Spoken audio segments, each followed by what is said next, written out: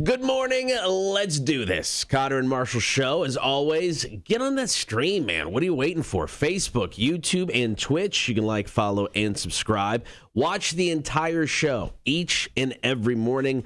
As always, you can download the Rock 1061 app. Get us there. The app is free in the App Store and Google Play. You can get us on your in-home smart speaker. Also, the website, rock1061.com. Marshall, good morning. Good morning. Hey, have you heard about the 20th anniversary show that Rock 106.1's putting on? I've heard rumors. I believe we're just like 3 days away. Yeah. I believe tickets are still on sale. And I believe it's going to be a damn good time. Yes, all those things I've heard allegedly are true. But yeah, I mean, the prepping for the show continues. For me, yesterday, picking up radios so we could communicate, like the Secret Service little earbuds and stuff. We're almost there. We're almost ready. So I'm even more excited for the show. I'm more excited to get the actual stuff there. Yeah. Get the people on the ground, those boots on the ground. Let's go. Let's do this. And today's the first day we have access to the venue. So we're going to start setting up today. I'm excited for it. So Puddle of Mud, Filter, Sponge, and, of course, two great local bands. Lilakk, who will be in studio today at 8 o'clock. And, of course, Whaleboat. We're going to do our first live stream interview on site the day of the show with Filter at 10 o'clock in the morning. That sounds really early. That's really early, but they're like, yeah, we want to do it here. I'm like, you know what? You're the rock star. You tell us when. There you go. This coming Saturday, 10 a.m., nice and early. Get up. So we're going to get the rest of them set up as well. So, yeah, we'll be live streaming interviews from the venue, so that's going to be a lot of fun. So you guys who live stream every day can jump on Facebook, YouTube, and Twitch and watch those from the venue. It's going to be a lot of fun. Get your tickets now. VIP sold out. Still plenty of general admission. Get those at etix.com. Also the link up at rock1061.com. Coming up on the show today, Mac joins us in studio. She was here yesterday, just ate our chips. She's actually doing stuff today. Chicks on Dudes. Right. She'll answer your questions. Like we said, Lilakk in studio at the top of the 8 o'clock hour. Call, comment, and text today. What's the one noise that absolutely drives you crazy? Had some good responses on the Facebook page, but we want to hear yours as well. And, of course, we'll kick off the show with the Bout Last Night. Two guys recreate the Dumb and Dumber mini bike ride. This is totally awesome. Olympics aren't here yet. They're already worried about COVID. But we'll kick off the show with a story about how you don't come between a man and his dipping sauce. Yeah. Well, I mean, especially when it comes to his chicken nugs. Don't do it, man. Don't do that. Don't do it. That's stupid. The story is next. Cotter and Marshall, good morning. Rise Against. It's Nowhere Generation on Rock 1061. Morning, guys. Morning, Charles. Morning, Tony. Good freaking morning. Happy Wednesday to y'all. So, yesterday, I just want to make it 100% clear. So Mac had a doctor's appointment, so she got into the radio station early. She was here about 8:45 yesterday for her, which is early. So she came in, and we were trying the Korean barbecue chips that Sean from Minnesota sent us. Delicious. They're delicious. We had 4 chips. Yeah. Max. And I'm like, Mac, try these chips. And then for the next 45 minutes, Mac ate that entire fucking bag, dude. And then she tried to, she scoured the internet trying to buy these because she liked them so much. Yeah, she ate all of our chips. I did not ask. I asked her to try the chip. Yeah. And then I was like, oh, we'll just sit down and hang out, because we're just chilling today. No big deal. She ate the entire bag. She left us the crumbs. Yeah, she left us the literal crumbs. Yeah, it was the little bits and pieces that you have to grab a big stack of to even get half a chip. Yeah, that's all that was left. Kind of rude, man. It's a kind of big time rude from Mac yesterday. I was not expecting that. And she didn't care. I mean, we called her out on it. Mm-hmm. She just kept eating. Yeah, just not cool, man. Guys, if you're looking to date Mac, get these chips. I think that's an in. I mean, I think that's the best shot you've got. Yeah, apparently. Jesus Christ. All right, got about 2 minutes. Got story number 1 coming up about last night.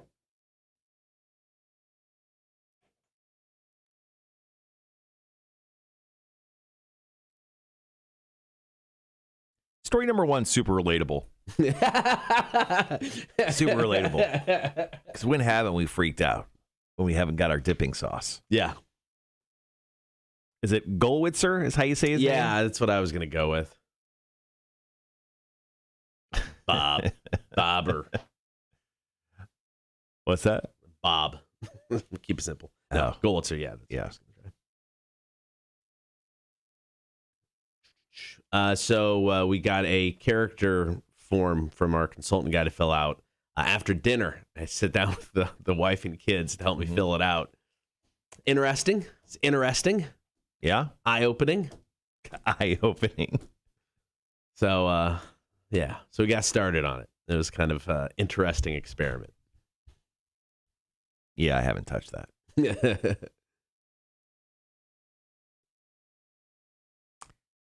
Cotter's son would just give it over. I don't know what you're talking about. But yeah, sure.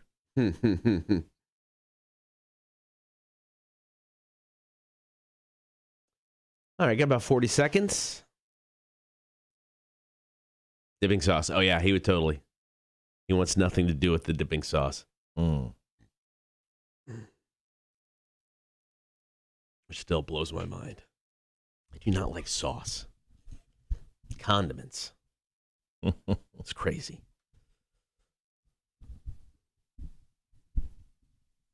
All right, guys, be right back.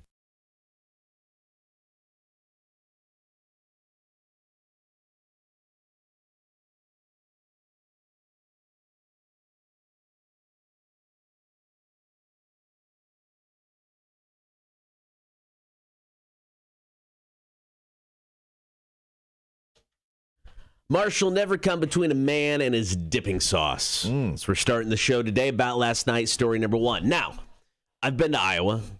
There is absolutely nothing to do there. No, there's nothing in Iowa. So it doesn't take much for a man to get all riled up. And that's what happened this past Saturday. Robert Goldwitzer Jr. hit up a local Iowa McDonald's, got some chicken nuggets, happy man. Drove away, went to dive into the bag, realized they didn't give him any dipping sauce. Which was obviously their problem, definitely not his. So he got big mad. Apparently when he got home, he decided to give them a little call. And with that, I mean, he could have gone back. He could have gone back and just got, hey, can I get some dipping sauce? Yeah, he could have gone through the line again. I don't know, maybe the line was long. Maybe he could have gone in. Yes. Which cut the line. I've seen people cut the line right in front of me at McDonald's. You missed my dipping sauce. He didn't even do that. No. He called him up when he got home. Big mad, because he has to be if he's going to do something like this. And he essentially dropped in a bomb threat. I'm going to blow up your McDonald's for not giving me the dipping sauce that I deserved. Once again, 42-year-old man. A little extreme. You think? Maybe. You think? I mean, maybe took it a bit too far. He also threatened to punch the employee in the face. Right. Who didn't give him the dipping sauce. Well, I don't think the punching in the face is really necessary if you're going to blow the place up. No, really, I think that takes care of everything. I got a feeling that a man who's willing to make a call, and he's a junior as well. Yes. Most juniors are highly, I don't know, debatable when it comes to intelligence. There's some very smart juniors out there, don't get me wrong, but there are some juniors, more than the rest, that are real dumb. He is in the real dumb portion. So Robert Goldwitzer Jr., 42 years old, from Iowa, went a little crazy on Saturday night. He's arrested. Don't worry. Cops are called. This dude is in jail. So what's your go-to dipping sauce from McDonald's? Oh, for McDonald's? You got to go honey mustard. They got the spicy mustard, too. That's pretty good. They do? Yeah. I didn't even know that existed. They got a good spicy mustard at McDonald's. I guess more importantly, who's got the best chicken nuggets? I mean, we'll just talk fast food. Keep it simple. Who's got the best chicken nuggets? Does anyone else have chicken nuggets than McDonald's? Wendy's. Wendy's spicy chicken nuggets. Spicy, yeah. I mean, those may be the best. I don't know. I'm going to have to go with McDonald's, I guess, overall. Probably. Really? When I think chicken nuggets, I think McDonald's. I would have to go with them with the best. Okay. I mean, even the spicy nuggets from Wendy's, I mean, they're good. They're good. I'm not crazy about them. Right. Yeah, but I like spicy food too, so you think I would be. I think you'd be a go-to. Give me McDonald's chicken nugs. All right, fair enough. I think they're the best. All right, fair enough. All right, coming up, story number 2, the Olympics just weeks away. COVID is already an issue. We got that story next. About last night, Cotter and Marshall, Rock 106.1. TTV says sweet and sour sauce all day. Okay. I know with the nugs, though, definitely not ketchup. No, God, no. Yeah. I'm not for ketchup on chicken. To me, is just wrong. As I've gotten older, ketchup on I don't even like ketchup on a burger hardly anymore. Fries, stuff like that, fine. Mm-hmm. But I mean, for a burger, I don't know. Like, keep it simple. Ketchup's fine. I'll eat it on a burger, but it's not like my first choice. Yeah, anymore. when it comes to I don't know, when it comes to a burger, it's a little bit of mayo, some light mayo. Agreed. And then give me like the accoutrements. Give me the lettuce. Give me the tomato. Give me some bacon. Give me all that stuff. But yeah, I don't really mess with ketchup there. Usually ketchup primarily it's a fried dipping situation. But yeah, when it comes to nugs, man, I mean honey mustard. That's just the way to go. Honey mustard could be my favorite condiment of all time. Nugs get honey. Fast food is poison. All right, Charles. Don't act like you had any fast food in your life, pal. I'm gonna get my coffee.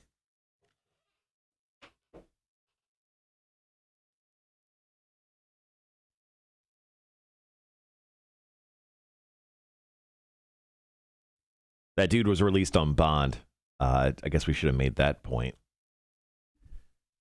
The cops are like, look, we know you're an idiot. Look at you.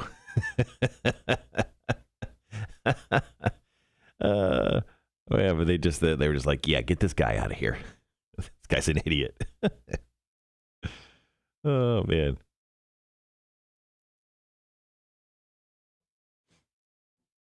I wish I could tell you guys a really cool story about if I did anything cool yesterday. I didn't. After the show yesterday, I did a bunch of work stuff, and then I ran ahead lunch with my wife, and then I went home and did some work stuff. Tried to take a nap, didn't really successfully do that, and then I got back up, did some more work stuff, and then that's kind of it. That was pretty much the day. Kind of hung out, played some video games, watched a movie, and then went to bed. So really boring last night. I like my burgers loaded with barbecue sauce and onion rings. Oh, you like the Texas burger? Like every single place that's the burger. I did have a burger yesterday from B&D Burgers. They have I forget what it's called. It's like something square burger. It's got the like a barbecue dipping sauce stuff on it. It's kind of cheesy. Sorry. But yeah, that's the burger I got yesterday. It's pretty damn delicious. But I haven't been to B&D Burger in quite some time.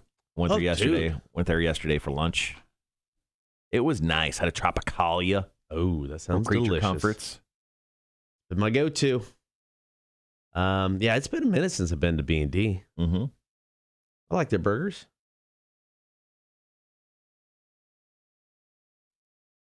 Barbecue sliders. Yeah, man. I actually went with a turkey burger yesterday. Okay. I've never tried their turkey burger. It's okay.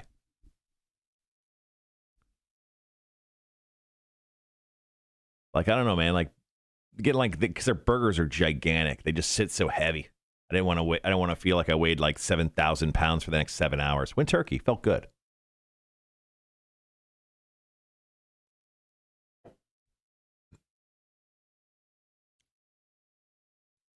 All right, guys. Coming up next, going to talk about the Olympics over in Japan. Not going great.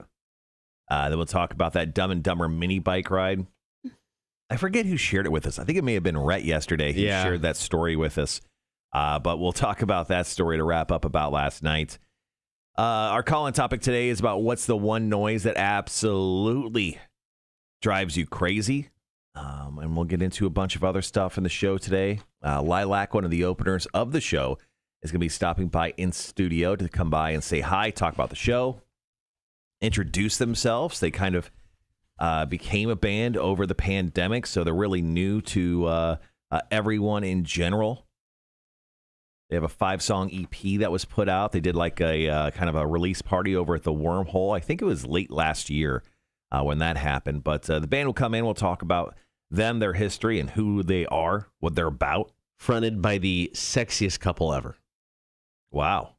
I'm telling you, they're both just way too good looking. I'm not going to say that to him. That's weird. We'll play some trivia today, and then Mac will be in for Chicks on Dudes. Tony, are you drinking coffee like an adult again? Oh, me? Yeah, I am.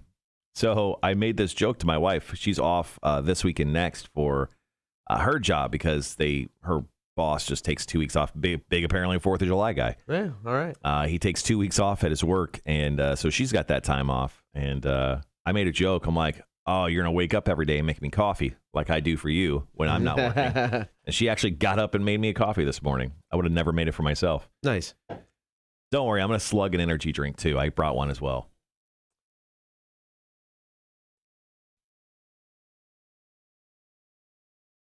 Gibby, I agree. Just the ringing in your ears, it is annoying. What is the condition where you hear ringing? Is it tinnitus? Yeah, that's what he put up there. I think I have that. It's been, I notice it more. I don't notice it all the time, so I don't think it's horribly bad, but it's definitely there. I lay down at night, dude. I have to listen to something, or I just can't. I can't deal with it. Hello, Wanda. Good morning. Morning.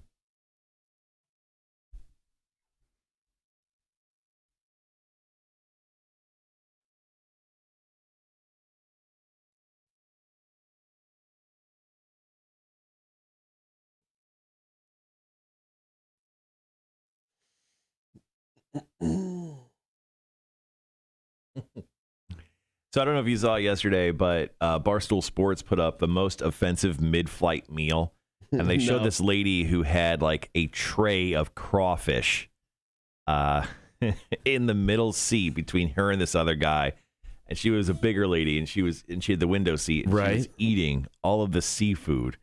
Oh no! Oh man, I saw that yesterday. I was like, ugh. No, that's not cool. Definitely not cool. I mean, did she have to like peel it and rip the heads off and everything? It was a head ripping situation on a flight. That's so disgusting. No. Here, I'll show you the picture real quick.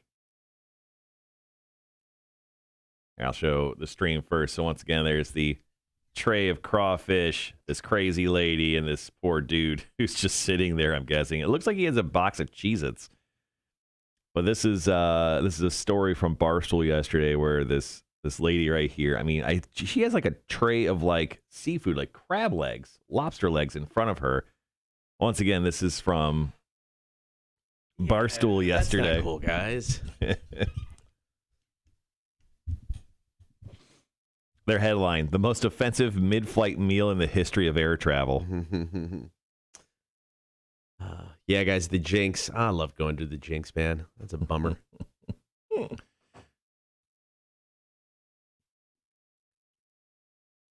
So the owner of the Jinx owns 912 Conjure now. It's okay, yeah, you've talked about this. Yeah, it's like right around the corner from the rail. Yeah, like right off that square. Oh yeah, I saw owner downtown on Saturday. Yeah, so yeah, 912 Conjure is right down there, and it's a really cool, like kind of creepy shop. They've got like it's a lot of art pieces, and they have like animal pelts and like a lot of artwork featuring bats and other stuff. It's a really cool, crazy shop. And I've been in there a couple times, and the owners told me, she's like, I'd love to reopen the Jinx at another location. They were just kind of pushed out of the location they were at. But I don't know if it's going to happen or not. I mean, she talked about trying to get a loan from the government, the whole PP whatever thing, loans. And I don't know if she ever was able to get that or not. But I think the long story short is she wants to reopen it. I just don't know if it ever will, depending, on financials and stuff. I think you'd have to, I don't know. I mean, you'd have to rebrand, right? I think it'd be hard to come back as the Jinx without the vibe of the Jinx. No, I think 100% she'd call it the Jinx. Really? Yeah. Because, I mean, Hangfire became El Rocco, right? Isn't that what? Because Hangfire had their spot, and that was a great vibe there. But then they had everybody who lived above it. You moved in above a bar that played music, and everybody bitched about it. So they moved. And Turns out they didn't like that. No way. They rebranded El Rocco. And that's gone. El Rocco is just kind of a weird kind of I like cool El vibe. Rocco. It is the most uncomfortable bar in Savannah. I'm not trying to talk major shit about it, but the seating, everything is uncomfortable in El Rocco. It looks great. It is so uncomfortable. Okay. Maybe it's a fat guy thing. All right, guys, be right back.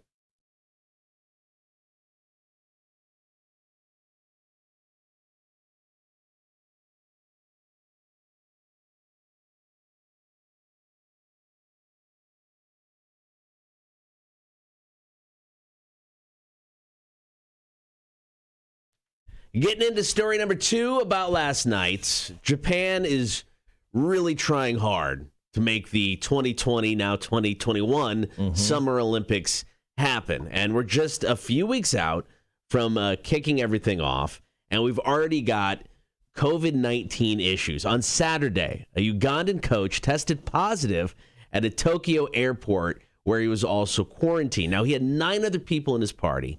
They were all allowed to travel to their pre-Olympic camp in Osaka. And just 3 days later, another member of that group tested positive. Now, this actually forced some town officials and drivers to self-isolate, and the entire Ugandan team is now quarantined in their hotel. So this isn't like the regular cocoa. This is the Delta variant of cocoa, which honestly sounds cool. Like you want to collect it and put it on a shelf. Not the cocoa you want. And by cocoa, I mean COVID. This is apparently even more transmittable, even more contagious than the regular COVID, which is honestly at this point just it's absolutely impeccable. Who would have thought? Who would have thought COVID would have grown up so quick? Yeah, I mean, we're so damn proud of them. But man, it doesn't look great for the Olympics. Now, they probably shouldn't have had them.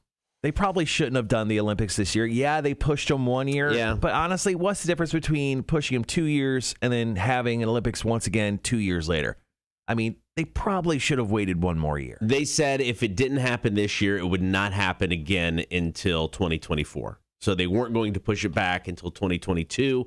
I don't know the reasoning behind it. I don't know if it's a logistics thing, but they definitely weren't going to do it. Japan, though, sunk all kinds of money into it. I mean, anytime a country or a city gets an Olympics, they have to build so much stuff that eventually goes to waste. But so they've sunk so much money into it. They wanted it to happen.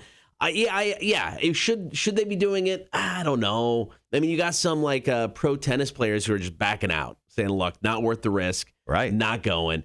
Japan is upping some quarantine requirements for athletes and teams. Did you see the stuff about alcohol and cheering? Yes. So, I mean, this came out a while ago. So if you go to an event, there's no booze. And you're not allowed to cheer. Yeah. So don't you dare get excited about the ticket that you bought to go watch the best of the best athletes perform. What? I mean, say it's like a basketball game. I get, I don't know. Are you cheering as you're watching ping pong all that much? I don't know.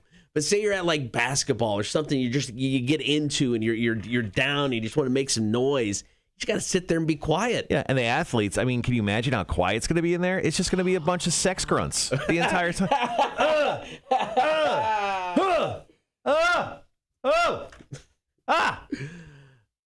Now, speaking of sex, it is well known that at the Olympic Village, the athletes have all kinds of crazy sex. Well, we need to make more Olympic athletes. How else are you supposed to do it? Are they allowing it this year? I mean, not that you can stop people as long as you're wearing a mask. As long as you're wearing a mask. Don't worry about the condom. Just wear a mask. Just put a Ziploc bag over your head. And if you can get someone pregnant, have a safe word. If you can get someone pregnant before you pass out, you win. Gold medal for you. All right, coming up next, a couple guys reenacted the Dumb and Dumber mini bike ride. This is the stupidest yet coolest thing I have ever heard. I'm jealous we didn't come up with it. That story is after Chevelle, here's Self-Destructor, Cotter and Marshall Show, Rock 106.1. All right, get my coffee.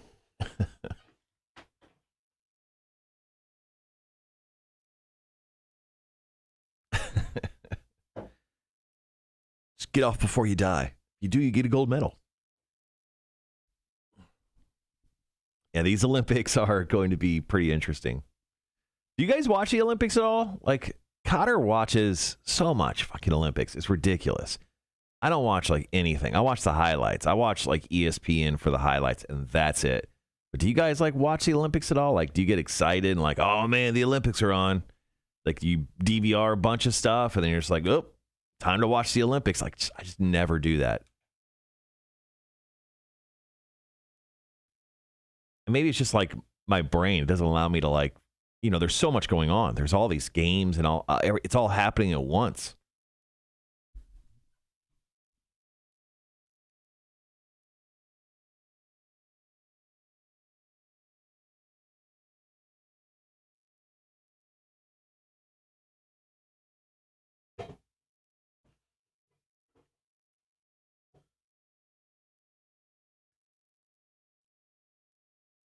So you got these guys. So I asked the Horde earlier if they get excited for the Olympics, if they watch the Olympics, because I know you do. Yes. So Thomas goes, although he said F and love the Olympics, he goes yes. He does watch the Olympics. Charles says I watch track and field, weightlifting. Gibby says I used to watch it, then I didn't have cable. Yeah, I think it's on. What's it on NBC? Is that what it's NBC has the rights for it. Yeah. Okay. So I'm hoping some of it's on Peacock because right now I don't have cable. I've got Peacock, and then I will, because I think you can get YouTube TV and don't have to sign a contract. So I'll get YouTube TV for 2 months because it comes with DVR, so I can DVR stuff. Because I will watch every single sport, doesn't matter, except for equestrian events, and for some reason water polo. I can't sit through water polo. But it seems like, so you don't like water events, like in general, or do you like swimming? Swimming and diving all day long. Huh. I'll even watch synchronized swimming. But water polo, boring. That and equestrian. Yeah, I don't mess with watching the Olympics. I just don't, man. Yeah. I just I catch the highlights on ESPN, maybe. Yeah, I get that. Oh yeah, my wife, it drives her nuts because for about 2 weeks it's just nothing but Olympics. Marathon, cycling, bring it. I don't know. I don't know why, but I'll sit through all of it. Badminton, yes. Archery, very entertaining. Archery, I get. That's cool. Yeah, that's something you rarely see on TV. Right. It's like I just saw a bunch of dudes, bicycle and then have a huge wreck at the Tour de France or whatever the hell it was. Like, I don't need to see that again in the Olympics. I've been watching. So Peacock's got the qualifying events, for the U.S. team. Okay. So they have those, basically the ones that have already aired. You can go back and watch them. So I watched some diving the other day. I watched a little bit of swimming. So it was fun.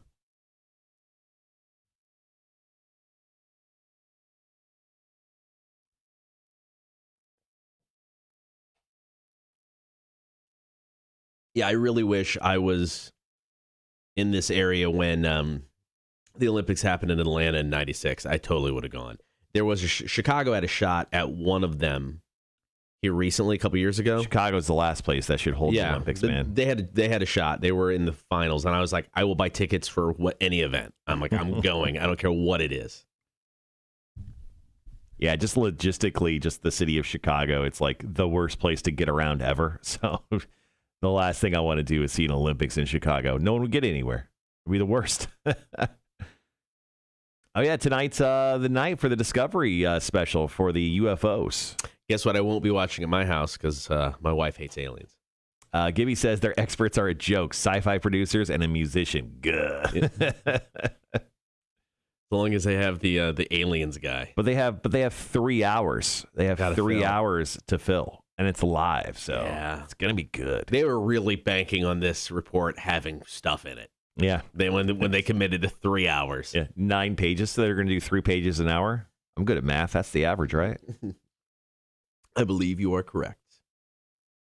I've always liked diving. Used to do it in high school. Oh, wow. That's awesome. Good for you, man. Yeah, no, I like it's like I'll watch any of it, man. It doesn't bother me. Diving, yes.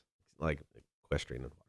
I don't know what it is. Water polo's, it's got to be a tough sport to play.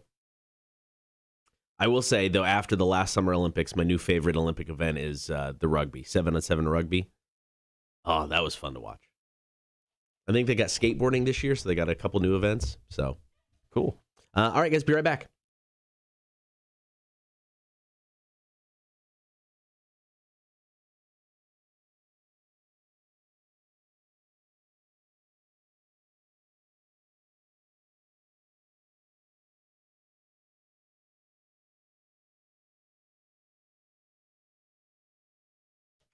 Dumb and Dumber, easily one of the most iconic comedies ever. And two guys decided to recreate the Dumb and Dumber mini bike ride. That story coming up. Don't forget, hop on the stream. Facebook, YouTube, and Twitch. We stream the show live each and every morning. You could watch along.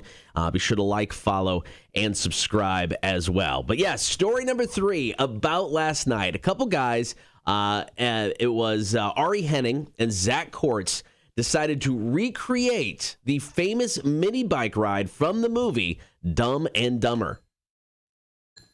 Got room for one more if you still want to go to Aspen. Where did you find that?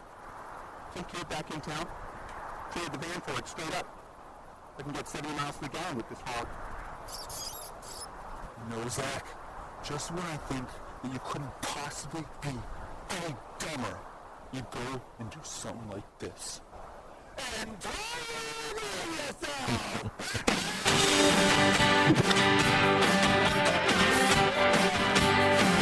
This is the stupidest yet coolest thing ever. And they did a 30-minute video recapping it yesterday. I'll say a good portion of that video. It's pretty entertaining stuff. They had some trials and tribulations. Yes. They went through a couple back tires on this thing, and they recreated the bike as well. So they bought a frame like from eBay, and then they pretty much took pictures from the film, and they just kind of recreated the bike from down to the colors, Yes. down from everything. And it was honestly really, really fun. So they went from Nebraska, and this was in mid-April, and the temperatures in Nebraska in mid-April were, I think they said somewhere in the 40s. It was just absolutely freezing. And they drove all the way to Aspen, Colorado on this pull start mini bike where it was about, what they say, they drove 382 miles over 3 days. They rose 15,000 feet in elevation, spent $22 on gas. That's the amazing part. $22. They averaged 54 miles per gallon, even though in the movie they say it's 70. Not quite what they got. But the video of them, taking the elevation up, because there's just snow everywhere. Right. And they are literally on this little bike, just like you see in the movie, and they are absolutely freezing as they go up. Now, they tried to avoid any major roadways when possible.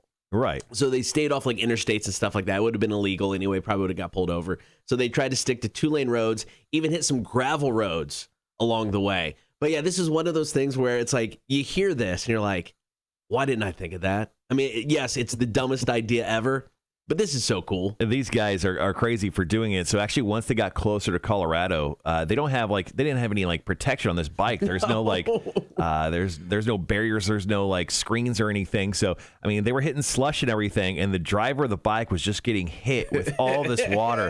So when he actually stood up, when they arrived in Aspen, when he stood up, it looked like he just peed his pants. His entire coat was wet, and he was just frozen essentially in a bike sitting position. It was really funny. All right, coming up next, there is an historic heat wave going through the Pacific Northwest right now.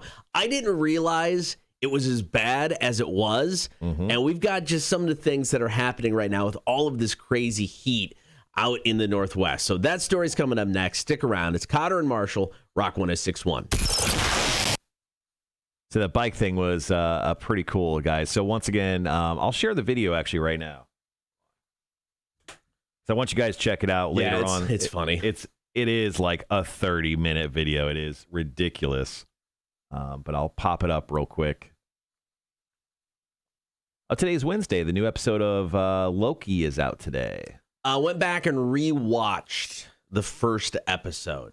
I realized I must have fallen asleep. What is it? Why do you always? You're always rewatching shit. What's wrong with you? Well, you're constantly rewatching stuff. Well, the son and I watched it. My wife and the youngest kid didn't, so we all rewatched it because they wanted to. But I realized I must have fallen asleep the first time I watched it because I'm like, I don't remember half of this. I was gonna say, you told me you hated the first episode. Yeah, it was not nearly as bad once I watched the whole thing and realized what's going on. Way different. Totally different. Yeah, it turns out when you watch an entire piece. Oh, yeah. It made way more sense. Jesus Christ. What's wrong with you? That thing sucked. Really? Well, I mean...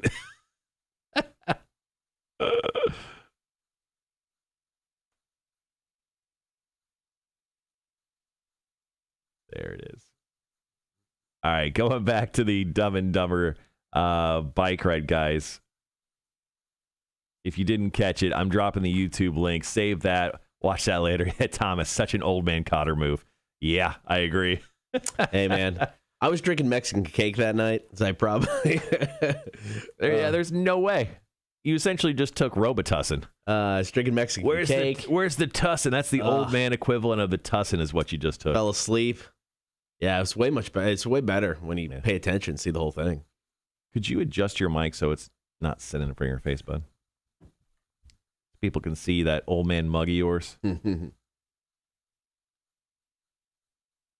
Water polo is fun as fuck. You know what? If you're athletic enough to pull it off, I bet it's fun to play. I just don't know what reason it is. That is one that I will definitely not watch. Explain water polo to me, because I honestly don't even know what it is. It's like soccer, but in water. So you throw a ball around. You throw a ball around.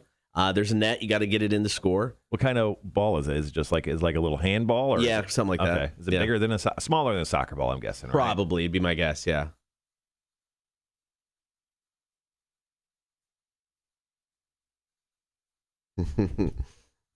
Yet we'd all still fail, Charles, and it would just make us feel worse about ourselves. Soccer and water with your hands, yeah. I mean, you got to be just stupid athletic to do it. I mean, there's no doubt about it. But I don't know. I'm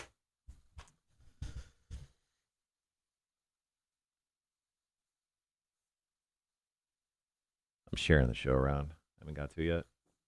Okay, cool. Yeah, so we've just got some basically bullet points from all this crazy heat that's going on in the Pacific Northwest. I mean, I knew it was hot. We've got friends that live out in Washington, and they were, posting about how hot it was, but I didn't know how bad it was. Some of this stuff is just crazy. So we'll talk about that here in a bit. And then after 7 o'clock, we'll take your calls, comments, and texts. So what's the one noise that absolutely drives you crazy? So there's one noise that somebody actually posted on the Facebook page that scientists actually looked into as to why this noise is so annoying. And they think they got it figured out. So we'll totally play that noise and then talk about it. That's coming up after 7. But if you want to call, comment, and text, feel free to do so. Chime in on the chat. Lilakk can be in after 8 o'clock. One of the local bands. They'll be opening the show on Saturday. Are you smarter than the community college dropouts on the way? And, of course, Max in studio for Chicks on Dudes.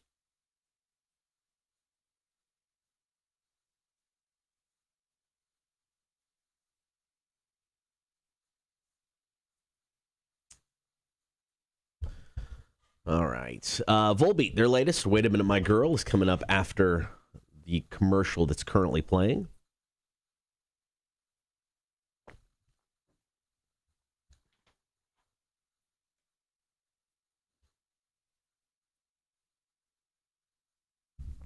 Just a reminder, if you have not bought your ticket yet for the show on Saturday, the only way to purchase those is online. So even day of, not going to have a box office that you can just come up and buy a ticket at. You'll have to buy it on your phone, and then we could just scan your phone. So it's going to be pretty simple, but you'll still have to buy them on the phone. It's going to be a lot of fun on Saturday. Plenty of food trucks, plenty of stuff to eat, plenty of beer. And I believe Billy is going to be talking to Wes Scantlin from Puddle of Mud. She's doing that tonight. Probably record that and play that back sometime tomorrow during the Badass Rock Show. We're setting up times to do some live streaming interviews with all of the bands backstage at the venue. We're going to talk to Richard from Filter at 10 o'clock Saturday morning. Wanted to go on right after their sound check, so we'll talk to him so he can then bail. Working on the time for Wes and the guys in Sponge. Probably get to grab the local bands as well. Why not? We're there. So it's going to be a lot of fun. Hope to see everybody out. Of course, we'll have our big horde picture. We'll get that time set and let everybody know. So, yeah, it's going to be a good time. Live music back in the area. And then Victory North just takes from here and has like a show every month. It's awesome. In some cases, more. There we go. I don't think I'm bummed because I don't think I'm going to be able to go to the In Living Color show. I think that's the weekend that we're doing our last family vacation. So I won't be able to go to that. I'm kind of bummed because I've seen them once, and god dang, are they good. I believe they play a Monday show. Yeah, we're going. Okay. I think that's the Monday. I think that's the Monday we're going. But yeah, they're really good. If you've not seen In Living Color, check them out. Charles, thanks for sharing that. Once again, guys, feel free to let us know what noises drive you right up the wall, and we'll share them here in just a little bit. Yes, and non-alcoholic drinks as well, Gibby. We got all aspects covered.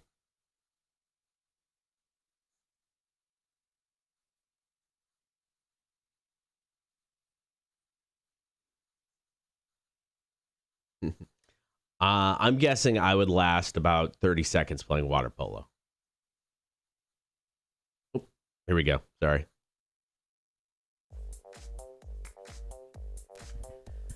Connor and Marshall Show, Rock 106.1. So in the Pacific, I don't know where we at here. There we go. Sorry about that, guys. In the Pacific Northwest, all kinds of crazy heat going on. And I knew it was bad. I'd heard stories. We got friends that live out in that area. They've been posting things about it.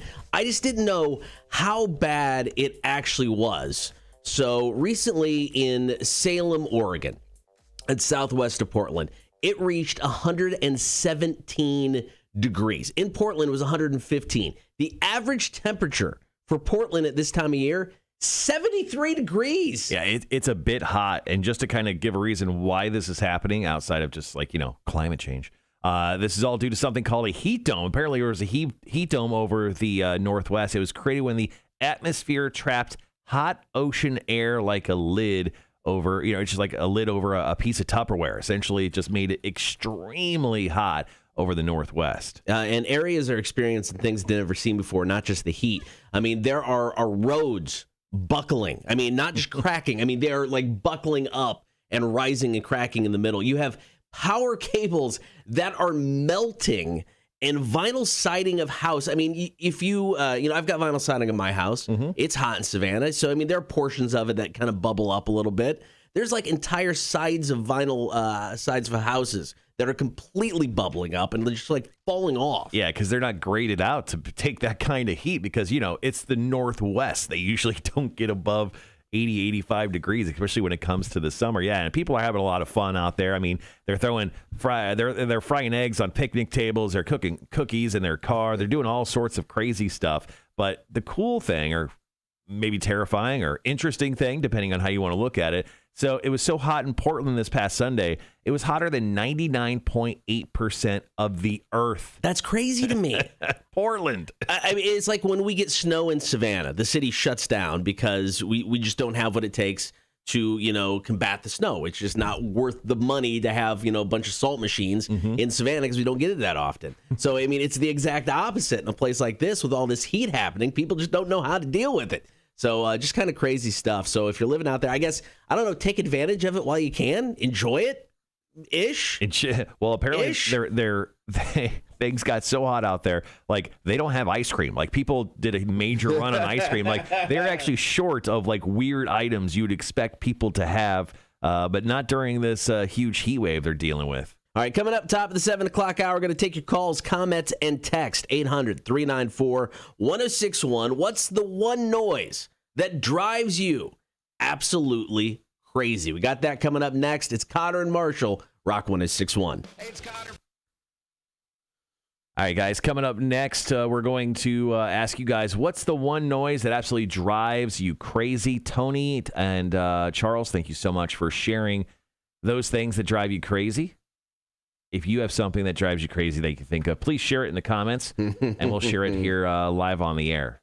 We won't play that noise. At least we will try not to. Oh, we're not? Yeah, well, I mean, we're playing a bunch of noises. Maybe not the specific noises that people are saying here. Oh, trust me. I got Tony covered.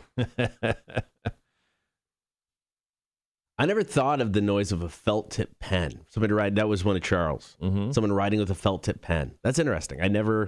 That's not one I would have thought of as annoying. Not me, anyway. Mm.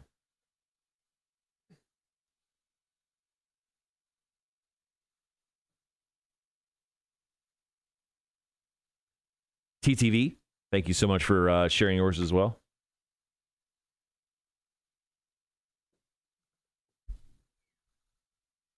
But we have that coming up next. Once again, what's the one noise that absolutely drives you crazy? Please share that with us. And we'll do that coming up right after the 7 o'clock hour as well.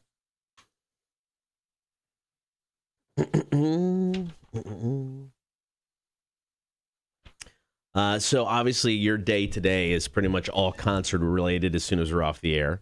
My day every day has been concert related for the last 3 weeks. Same thing tomorrow, is it? I mean, I know Friday is just going to be badass crazy because that's when we start the load in and everything like that. Yeah, today should be.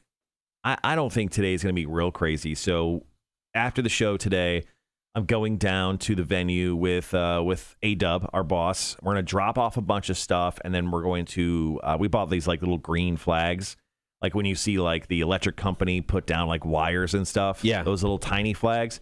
So we have those flags. So we're going to mark out the field where we're going to have like our vendor village, and all the tents, and all the food trucks. So when it comes load-in time on Friday, we can just say, hey, this little flagged 10 by 10 or 20 by 20 spot is yours. So we're going to do that today. So just a lot of measuring and a lot of that stuff, trying to logistically figure things out. And then, tomorrow, not as much. We have a delivery of some porta potties tomorrow. And then Friday, it'll be delivery of like bike rack barriers. And the cool thing is our company's actually placing them where we want them. So we don't have to like, perfect. They're just not dropping them off in one big spot. I mean, we'll have to move them all. That'll be fun. So tomorrow is going to be a big day where I'm going to do a lot of research on for our band interviews and stuff. So that it'll be fun. I'm looking forward to talking to all of them, talking to everybody, and just have a good time. Yeah, and then Tim the engineer, or Tim Engineer, he talked about doing a test of his board and stuff. I mean, you're probably going to have to do that. I can do that. That's fine. I mean, as long as we're going to need multiple mics. That'll be the thing. As long as we have options for multiple microphones, so we can have, because I don't know. I'm guessing Filter. I'm guessing most of the bands it's just going to be Richard from Filter, Wes from Puddle of Mud, and Vinny from Sponge. I'm guessing we're not going to get like all of everybody there, but maybe, I don't know. Yeah, I think at max we'll have 2 people. So. Yeah, I talked to Tim about how that would look as well when it came to doing it. There's a corner piece. There's a corner of the bar that we can sit at, so the cameras can be positioned, but we can also still look at each other. So. Sure. Sounds good. Coming up, we've got some Alice in Chains and Rage Against the Machine before we get into our call-in topic. Once again, what's the one noise that drives you absolutely crazy? This all stems from a story. Basically, let's see. I'm bringing it up here. Don't need that anymore. Don't need that anymore. This all stems from a story. Scientists looked into why chewing with your mouth open and that the noise of somebody chewing was so annoying. And there's something called misophonia. And it's where people... the sounds can really drive people up the wall, and they looked into why that noise specifically was so annoying to people. So we'll start with that story, and then we'll get into some of the other noises, including some of yours. Thank you, Wanda, TTV, Tony, Charles. Thank you guys all for dropping in your comments on the subject today. We'll definitely be sharing your guys' thoughts here in just a little bit. So when it comes to this break, you want to start off with the story? Yeah, I think we definitely start off with the story. Where do you want to go from there? That's funny. I can go. We can start off with the story there. Let's see, what do we have sound wise? Dun, dun, dun. We have that. I've got a couple that people have talked about, so I do have some of those that we can actually play. Sorry, it'll be annoying, guys. So I can talk about mine, and then we can do a couple off of. I can do one off of Facebook, or we can do, because Tony said plates, right? Silverware. So I have that. So if we want to do, because after the story, do mine, do that, then we can come back for the second break. That should be enough. Okay, so break one, you want to do story, Then you want to go into yours, and then you want me to go into... Well, mine and Tony's basically the same thing. Okay. So we can kind of do that, and then we could take a break, because after reading the story, I think we'll be okay time-wise. Okay. And then pretty much at that point, I'll have 3-ish currently right now. Because we got yours. We've got another one somebody said on the Facebook page.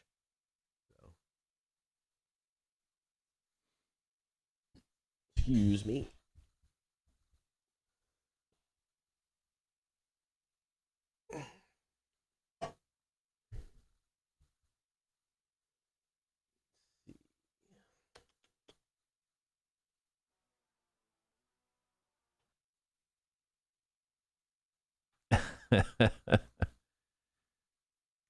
TTV was Dirk here was getting into the exact specifics of what he hates. People just chewing with their mouth full, and it's not even the chewing with the mouth, but hoping the actual crunching of the food inside of their mouth. Yeah, I get that. So yesterday, it came out last night, but Shark Week, the programming got announced for Shark Week. And the guys from Jackass are doing a 1-hour special where Johnny Knoxville's sending like Steve-O, Pontius, and then some of the new members of Jackass out to do a 1-hour special involving sharks. So I'm going to have to get the specific details on that and talk about that here on the show. That's good.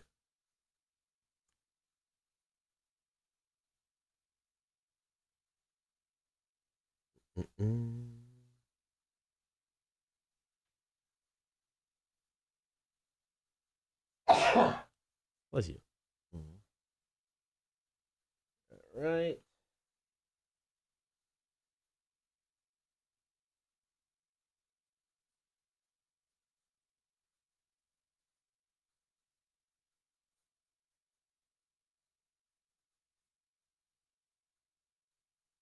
Okay.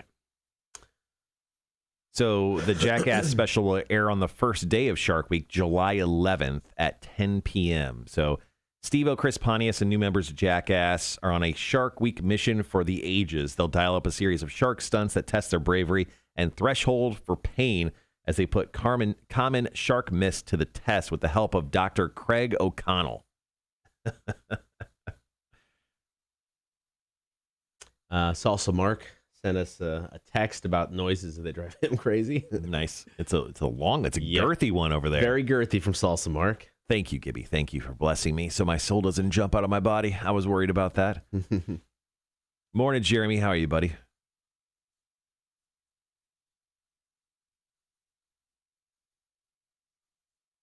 You ever watch Shark Week? You a Shark Week guy? I have never watched 1 minute of Shark Week.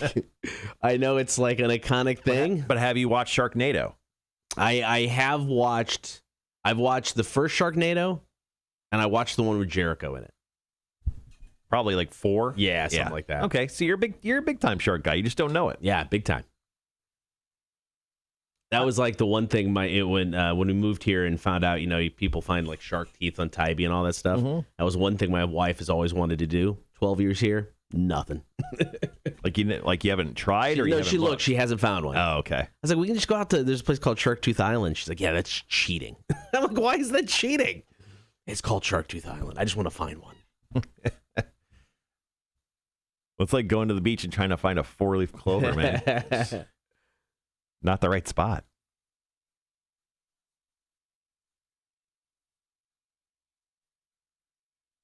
That'll be the start of my free subscription to Discovery Plus. Nice. Yeah, I'm actually really interested in watching this Jackass special on July 11th. Once again, the guys from Jackass are doing a 1-hour special. Jackass 4 comes out in October this year, so that's pretty exciting. Excited to check that out. And of course, we haven't seen any new Jackass really stuff at all since it's been almost a decade at this point. Yeah, it has, hasn't it? Mm-hmm. Damn. Yeah, it's been quite some time since we've gotten new Jackass material. I mean, I really do think the series is going to continue on in movie form with new members. I think Johnny Knoxville's, he's already said he's retiring after Jackass 4. It's done for him. Bam's not going to come back in any way. I think he's sealed his fate with his recent antics of threatening the children of the director and the creator of the Jackass franchise. Are they? Is it just the core group of guys coming back for the fourth movie? Are they introducing new people? Yeah, they are introducing new members. So obviously, a lot of people have been inspired by the guys from Jackass who've become very successful with YouTube series and stuff. So they actually have some guys that will be new to the Jackass kind of crew of fellas. I mean, it's a great brand. I mean, if I was Johnny Knoxville, I would make as much money off of it without doing anything. Oh, yeah. Forever.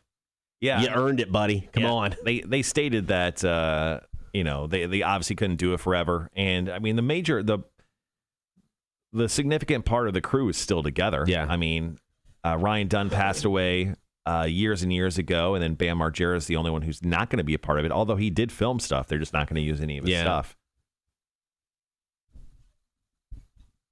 But yeah, I mean, they've got new members, so I can see like some of the old guys kind of sticking around and like almost hosting, essentially, and then letting the new guys kind of take over the mantle of the Jackass brand. But I mean, they pretty much stated they can't do a TV show anymore because no one will insure them. Yeah, and they have to get each individual stunt insured by the studio, and then obviously the insurance company when they do each stunt they do.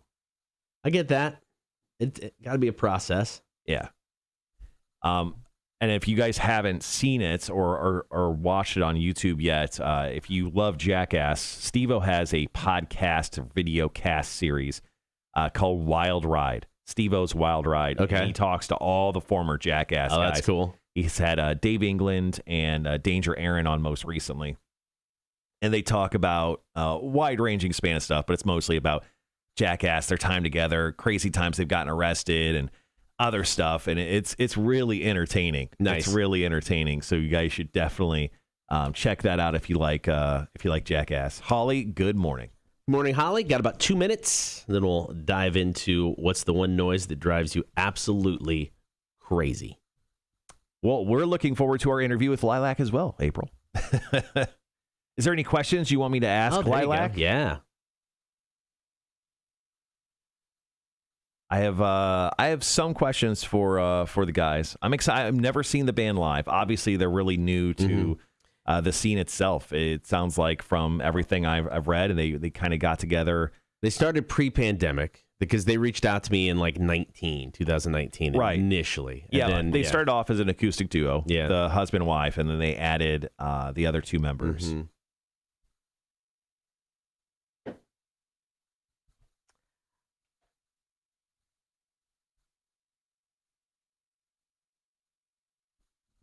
All right, got about a minute left, guys. Steve-O did do his own 1 hour comedy special. I haven't seen it. It's called Gnarly. Okay. It was $10 via his website. It's just something I wanted to watch, but I just haven't watched yet. I can see him being maybe not, and I'm not seeing it, I don't know, but I can see him maybe not being a traditional stand-up comedian, but more of a storyteller with funny stories. Yeah, I bet it'd probably be interesting to watch.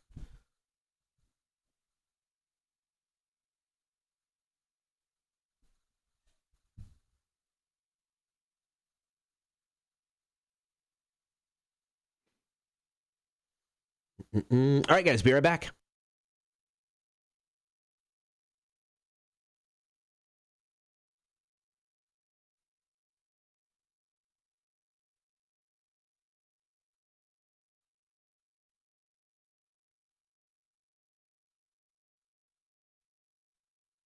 The Cotter and Marshall Show, Rock 106.1. Why is the sound of somebody chewing food one of the most annoying sounds ever? Well, science looked into it, and we'll get to that here in a bit with our call, comment, and text segment. Don't forget to hop on the stream, Facebook, YouTube, and Twitch. We live stream the show each and every morning. You can watch along, not only just on the air, but off the air. We're hanging out and talking back and forth as well. It's a lot of fun. So get on that stream if you haven't done so already. Facebook, YouTube, and Twitch. Be sure to like, follow, and subscribe. All right, today we are taking your calls, comments, and text. What is the one noise that absolutely drives you up the wall? Hey, want to hear the most annoying sound in the world?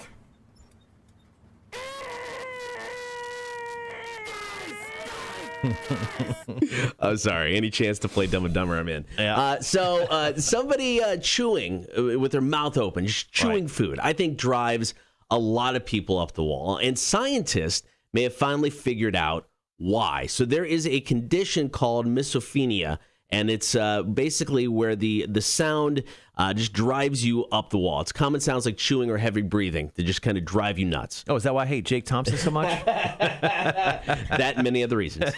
Researchers at Newcastle University in England scanned people's brains while they play different sounds that might trigger a reaction. And for people who have that condition, certain parts of the brain lit up much more than people who didn't. Now, one section lit up more than any when they process sound, which kind of is a part of the brain that process sound, which makes sense. And that happened with everyone, even people who aren't extra sensitive to it. This happened in the premotor cortex, which is an area of the brain that is actually responsible for moving your mouth and your throat. So when you hear this sound, it could actually give you the urge to want to chew or swallow, even if you're not eating. Right. It's kind of like the condition of when someone yawns, you also yawn, but it's just you yawn like big time anger. Yes. Angerly. This sound. It's an aggressive eater. I may have been hanging out in studio when Jake was eating lunch yesterday. Oh, my gosh. But, I mean, that's so annoying. Yeah, that is big time annoying. I mean, that is utterly... That is like right up in your ear, though. It's so loud. What do you think he's eating? I don't know. I feel like mushy rice with crunchy potato chips. Like that's a lot of starch in that mouth right there. Ugh. So we want you to call, comment, and text. What's the one sound that drives you absolutely crazy? Now, Tony from Perfect Touch and I share the same sound. This sound absolutely drives me up the wall, whether it's just 2 seconds of like a fork scraping across the plate on accident. Oh, yeah. Or an extended... I mean, that is one of the most hideous. Yeah. It really can take a restaurant from a very normal sounding place to almost like a morgue because everyone will stop. Everybody just sounds like they're doing. And they just turn around like, who did that? The look on my kid's face if I do that on accident at the house. I mean, it's like she drops her silverware and instantly just like freezes up. Eyes get all bugged out and just staring at me evilly. Right. She's like, I'm sorry, it was an accident. But it completely just drives her nuts. So we've got a lot of great comments so far. We're going to get to all of these coming up here in a bit. But we want yours as well. What is the one sound that drives you absolutely crazy? Call, comment, and text now. 800-394-1061. Latest from Evanescence. This is Better Without You. Rock 1061. Tony goes cringing over here. That's not even like the high, like piercing sound of silverware scraping on plates that I was expecting. Still, I mean, annoying. Yeah.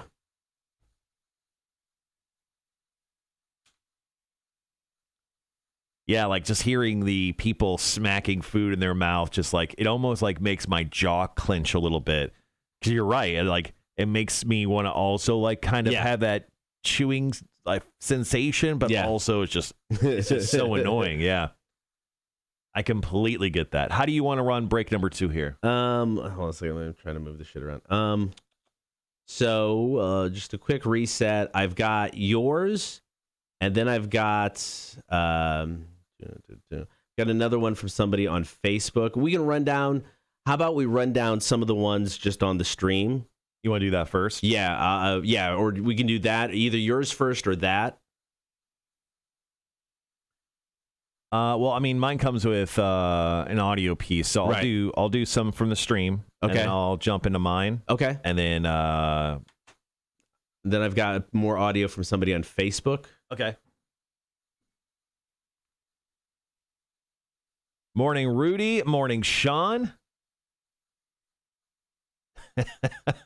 Sean goes, I had to stop at the gas station, get myself some Korean barbecue chips yesterday. Well, I'm glad you have some because we sure don't. Mac ate the literal entire bag of our Korean barbecue chips yesterday. I guess that was my fault. I offered her, I go, Mac, try these. Oh, she tried it. And I didn't stop myself by saying, try one. I said, try these. And I guess I meant the literal bag. Well, multiple comments were made about how she was eating all of them.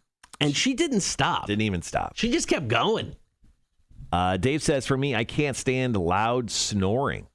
Oh, I'll tell you. I just remembered. My wife will grind her teeth at night when she sleeps. It is absolutely hideous. It is just, I will get up and leave the room and go sleep on the couch. I cannot take it. Good Lord. Tony goes, it's literally make me clench my jaw and cringe with my entire body. I hate it so much. Well, you're going to love the next few minutes here of the Cotter and Marshall Show. Mac didn't learn how to share in kindergarten. Ooh. Hashtag lady asshole. I like it. We'll get one shirt done for her. Just says lady asshole. She'll probably have a bunch of creepy guys talking to her. Hey, what's up with that shirt, man? What you doing there? You want some Korean barbecue chips? At this point, do you think, like a small child, you could lead Mac into a van just with Korean barbecue chips instead of Reese's Pieces or whatever? I stand by it. You want to get a date with Mac, you get these chips. Yeah. You can offer up these chips to Mac, I think you can get a date. That could be the only thing. That's your in right now. It's the only in you're going to get. That's the only thing she seems to like. Oh, that and CrossFit. Start CrossFit and then get some Korean barbecue chips. Be right back, guys.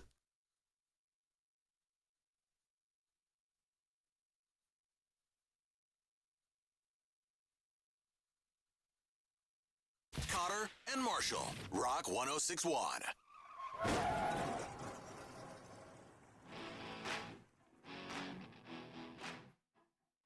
What's that one noise that drives you absolutely crazy? Taking your calls, comments, and texts today, 800-394-1061. According to science, the whole chewing of the food thing, so good. Yep. It's not good. Is just one of the most annoying sounds, and it affects everybody, even people who aren't overly sensitive to noises like this, and it just triggers a part in your brain. Dude, turn that off. What that noise? Yeah, that noise. You turn it up. Is that what you said? Yeah, it's just so annoying. It's almost like you talking to me outside of this show. So funny. But it triggers something in your brain that makes you kind of actually want to involuntarily just start chewing. And there's so many people have come in with so many different noises that they just find absolutely annoying. Well, this one was just mentioned on the stream by you, but Sean on the stream says, oh my God, my wife used to wake me up from a dead sleep from grinding her teeth. Your wife apparently does this. She does this in her sleep, and it's so bad sometimes, and she doesn't do it all the time. How would you explain the sound? Because I don't think I've ever heard anyone grind their teeth before. Oh, so it's like it's not like metal and metal grinding, so it's like a duller, that's kind of can be a little bit more high pitched. It's like a duller version of that. And I don't know what it is about it. Shivers up my spine. It can be so bad. I will get out of bed and go sleep on the couch because I just cannot stop hearing that. Wow. And it's just so bad. Charles on the stream said as well, he goes, hey, here's 3 things that drive me crazy. He goes, 3 days of ringing after going to a concert. Yep. Someone writing with a felt tip pen. That's the interesting one. Yeah. I don't hear too many people write with a felt tip pen. The noise isn't, I don't know, it's not high pitched. It doesn't seem loud enough to trigger any annoyingness in me. Well, Charles, like me, is a rage monster. So I can imagine if he did, he would honestly grab the pen from someone's hand and probably break it in half. But he said the most annoying sound he hates is listening to someone from Savannah completely complaining about the heat and humidity year after year. He's like, it's the same every year. That apparently drives him up the wall. No, I get that. Because it is. If you've lived in Savannah long enough, it doesn't change. Mm-hmm. You know what you're getting into. Just kind of deal with it at this point in time. So for me, I've never really had any issues. I can't think of anything that really bothered me. but I've never really had to wake up to an alarm too many times in my life. Right. One thing that really, really gets me when it comes to sounds that really irk me is my cell phone alarm. Oh, kind of like this? This one This right here? Yeah. That one? I wake up every single day to this sound. For a lot of people, they're like, oh, yeah, that's just the alarm. Because people set their alarms like, hey, Siri, set an alarm. I hope everyone's phone's going. Hey, Siri, set an alarm 15 minutes from now so I can, take something out of the oven. That's fine. But I hear this every single morning, and it just always reminds me I have to wake up so early. Yeah. Well, I mean, like in this work. In this situation, I mean, is it the noise or is it the consequence of the noise? I think it's both. Okay. They're connected to one another. So that sound drives me up the wall. And literally every morning, the moment I hear it, I grab my phone, I hit stop alarm, and I jump out of bed like I'm about to get shot, and I have to run away. We had Tessie hit us up on Facebook, and I will agree with this because my dog has allergies over the summer, and he just starts scratching and licking excessively. With the allergies. So Tessie said, dogs cleaning themselves, hate it. This noise kept my wife up 2 nights ago. Because my dog just licked for hours on end. Well, there's an allergy pill you can get your dog. Oh, we give him Benadryl. I mean, the vet just said give him Benadryl. We give him that, and it doesn't necessarily make it better all the time. Yeah, my dog had the same issue. There's like a special shot, like a literal shot you can take your dogs in to get, and it helps. Okay, we may have to go that route. All right, call, comment, and text 800-394-1061. What's that one noise that drives you absolutely crazy? It's the Cotter and Marshall Show, Rock 1061. Hey, it's Cotter. I've got a bunch more on the stream I can share. Perfect. Oh.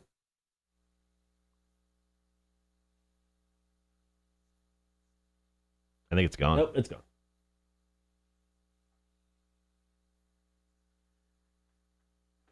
Guys, thank you so much for chiming in and sharing here.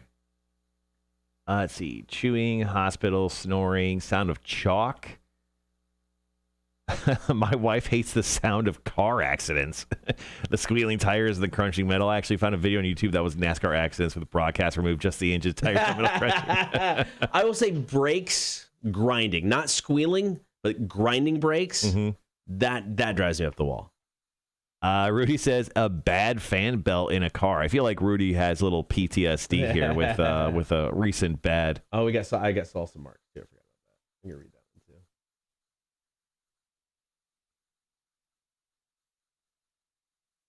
Oh, try this again. Rock 1061. Who's this? Your buddy Vic. What is up, Vic? Headed to the shop, fellas.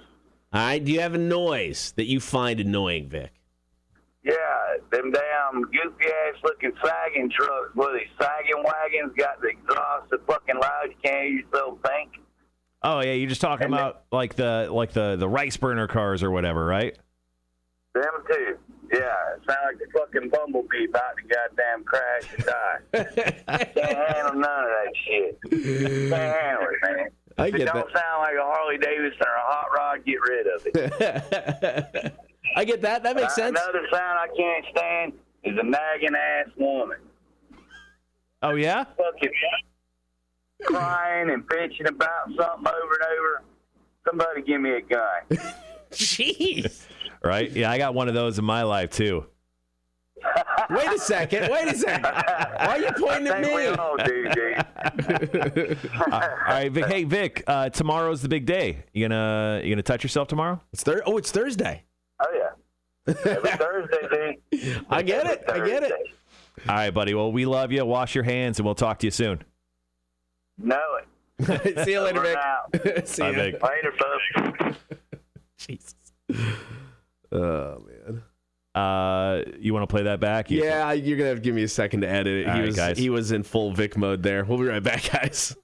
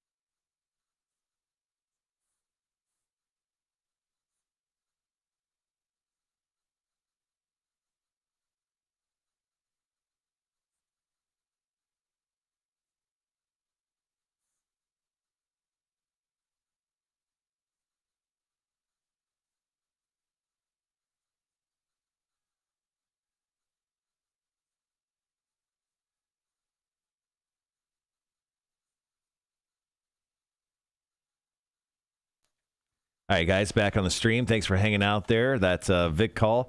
Had lots of fun words we had to edit out. Plus, then we had to re-listen to doubly check, make sure that we didn't miss any. So I think we're good. Mac joined the chat.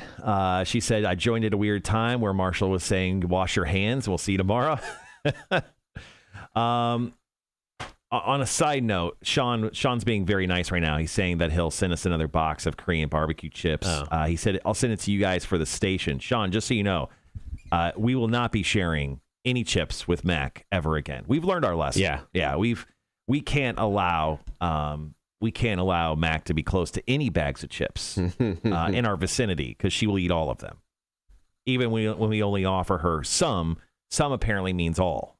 So to her, yes. Yeah. And if you think, oh, I'll just send Mac directly some chips, charge her. Full price times 2 for each bag.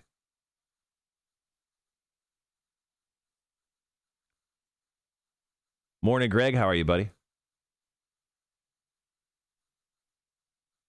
The sound the cat window makes when it's just so far down. The sound the cat window makes when it's... The car window?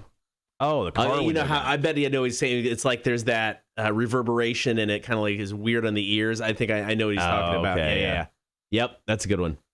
In a bad way. Max says, rude, not fair. You didn't tell me to stop. Whoa, we made multiple comments, but man, you're eating all of them. Yep. And you just kept going. We were trying to be subtle in our complaints of you eating all of our chips. Like, whoa, you're still eating them, huh? Crazy. I didn't think we had to say much else, but apparently you did some CrossFit and you really earned those chips yesterday. Yes, Car, yeah. They only cost $1.89. For Mac, they cost $10.89. She said, "I will gladly pay thrice the amount." Thrice? Thrice. What is she from? Did she go to a Renaissance fair this morning? How do you want to do this next break? We're 2 minutes in. You said you had some more on this. Let's end with Vic. Yeah. Okay. Yeah. I'll quickly reset, and then you said, reset. Stream. I got. So I can do salsa marks. I got his. Reset, salsa, stream, call out. Perfect.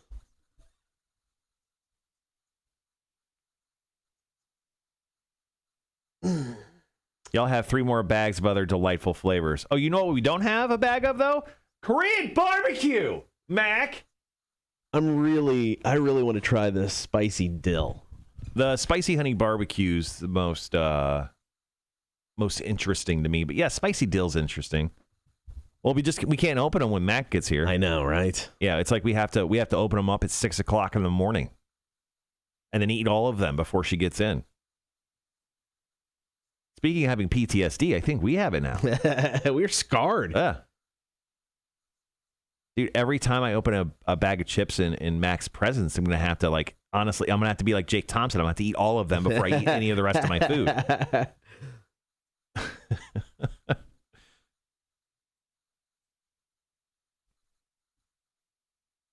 It's funny. I was looking, I think Sean told us there was a Korean barbecue, like pork rind. Yeah. So I was actually looking when I was buying rider stuff for the bands for a Korean barbecue pork rinds. Right. They have all sorts of other ones, including an apple cinnamon pork rind. Interesting. Okay. But no Korean barbecue ones, at least that I found in this area. Okay. I got about 30 seconds.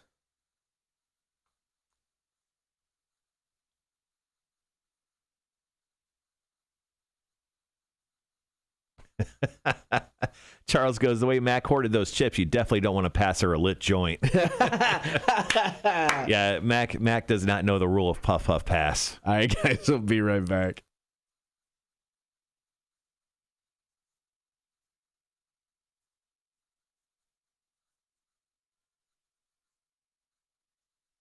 Marshall Show. Rock 106.1. We're taking your calls, comments, and text 800-394-1061. What's the one noise that drives you absolutely crazy? And we've got a stunning call from Vic coming up in just minutes. Stick around. Salsa Mark hit us up on the text. Here are the sounds that drive me absolutely nuts. It's the hillbillies in my neighborhood with their stupid fireworks. They drive me and my dog absolutely crazy. I want to hide under the bed. The funny thing is, come Monday, they'll all have cardboard signs on the street corner going, "We need money." Salsa Mark's not done. Also, the country music these people are playing drives me up the wall. And the sound of a new car that shuts off at a traffic light. Why? What do you actually save? Nothing. I love it. Salsa Mark bringing it off right there. He's bringing it. Man, I love his tenacity on this Wednesday. Great take from Salsa Mark. Man, we got a bunch here on the stream. Let's start off with Andrews. Andrew says, sound of chalk writing on a chalkboard makes me want to punch a baby. I can't freaking stand it. Sean says, my wife hates the sound of car accidents, the squealing tires, the crunching metal. I actually found a video on YouTube that was NASCAR accidents without the broadcast. He goes, just the engines, tires, and metal crunching. He goes, I love it. She doesn't. How about our buddy Rudy? He goes, a bad fan belt in a car. Speaking of PTSD, I think Rudy has some PTSD here when it comes to bad car accidents and things that have happened in his life. And then Wanda has a great one. Annoying sounds. After 4 months of being in and out of the hospital with my son, it has to be the hospital monitors and pumps beeping after a lengthy period of time. Also, people talking over others and the sounds just getting louder and louder. She hates them. All right, we were taking your calls, comments, and texts today. What was the one noise that drives you absolutely crazy? And thankfully, we were blessed with a call from Vic. Yeah, them damn goofy-ass looking sagging trucks with these sagging wagons got the exhaust, the you can't use those things. Oh yeah, you're just talking about like the rice burner cars or whatever, right? Them too. Yeah, it sounds like the bumblebee about to damn crash and die. Can't handle none of that. Can't handle it, man. If it don't sound like a Harley Davidson or a hot rod, get rid of it. I get that. That makes sense. Another sound I can't stand is a nagging ass woman crying and bitching about something over and over. Somebody give me a gun. Jeez. Right? Yeah, I got one of those in my life too. Wait a second. Why are you playing at me? All right, hey Vic, tomorrow's the big day. You gonna touch yourself tomorrow? It's Thursday. Oh yeah. Every Thursday, dude. I get it. For those of you who don't know, Thursday is Vic's day to spend some quality alone time. He's told us that on multiple occasions. Yeah. We didn't ask, but he just told us that. I mean, and now we know, for the better or worse. Hence, Vicking yourself. Yeah, so, go Vic yourself Thursdays here on the Cotter and Marshall Show. Coming up next, we got this story. A lady started a thread on Twitter that went viral the other day. Her house got taken over, at least a couple rooms, by a family of raccoons. And somebody stepped up to help, though. I did not see that coming at all. That story is coming up after Ozzy. Here's Under the Graveyard. It's Cotter and Marshall, Rock 106.1.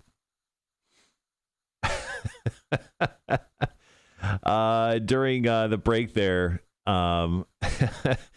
Greg goes, Mac, if she keeps eating those chips like that, we're going to have to keep her on the country station because she's going to wind up being 400 pounds on the hoof. Oh, my Lord. That's funny.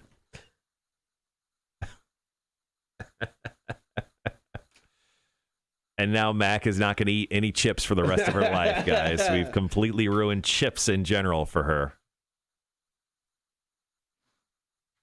Speaking of Mac, obviously we have Chicks on Dudes coming up later in the show, right around 9 o'clock. 3 more questions for her. Questions unlike anything we've ever had before, especially question number 2. Question number 2 is really interesting. Yeah, it's different. It's a unique question. Yeah, so I'm super happy to get Mac in studio and get her opinion on these questions we have for her today. Lilakk stops by the studio, one of our opening bands for the 20th anniversary show. You ever heard of it? Coming up this Saturday, they're going to stop in right around 8 o'clock. We're going to talk about Lilakk, who they are, what we can expect from them, fire breathing maybe. Also, I laid out the task. I don't know if they heard it or not, but I wanted to see if they would do a theme song for the Cotter and Marshall show. True. So I hope they heard it yesterday. If not, I'm going to see if they'll come up with one on the spot. Or, I mean, even if it's not on the spot, I mean, if this is like, a goal for them now, they put together a theme song for us. Yeah, that we can use in the future. I'm okay with that. Yeah, in my head already, I want it to be like almost cartoonish in nature. Sure. Yeah, it's a Cotter and Marshall show. They blow and blow and blow. Don't listen to them every single weekday. Something like that. Yeah. Okay. Yeah. All right. Maybe you guys can collaborate. Yeah, a little collab. Yeah. Lilakk featuring Marshall. It's just you in the background, the cowbell. Cotter and Marshall. All right, got just under 3 minutes. Tell this story about the raccoons that took over this lady's room.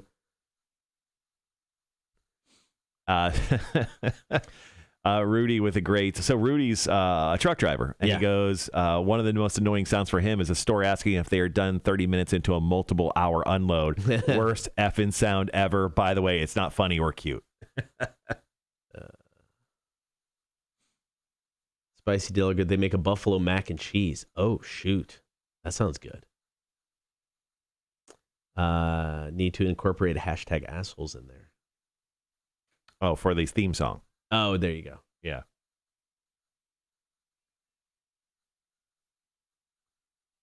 Oven-baked pork rinds.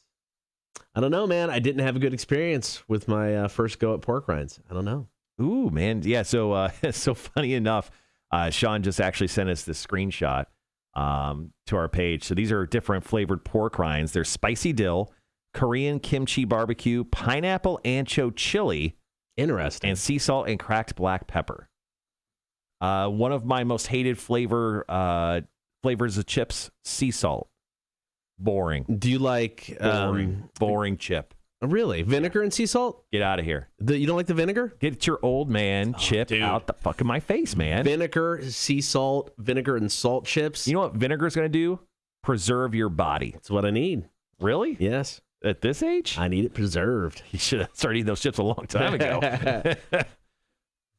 Mac, Marshall, did I show you the TikTok of the big-ass squirrel getting the shit scared out of him? I think I showed Cotter. Dude. No, you didn't. Stupid funny. Wow. I mean, so dumb, but man, was it funny.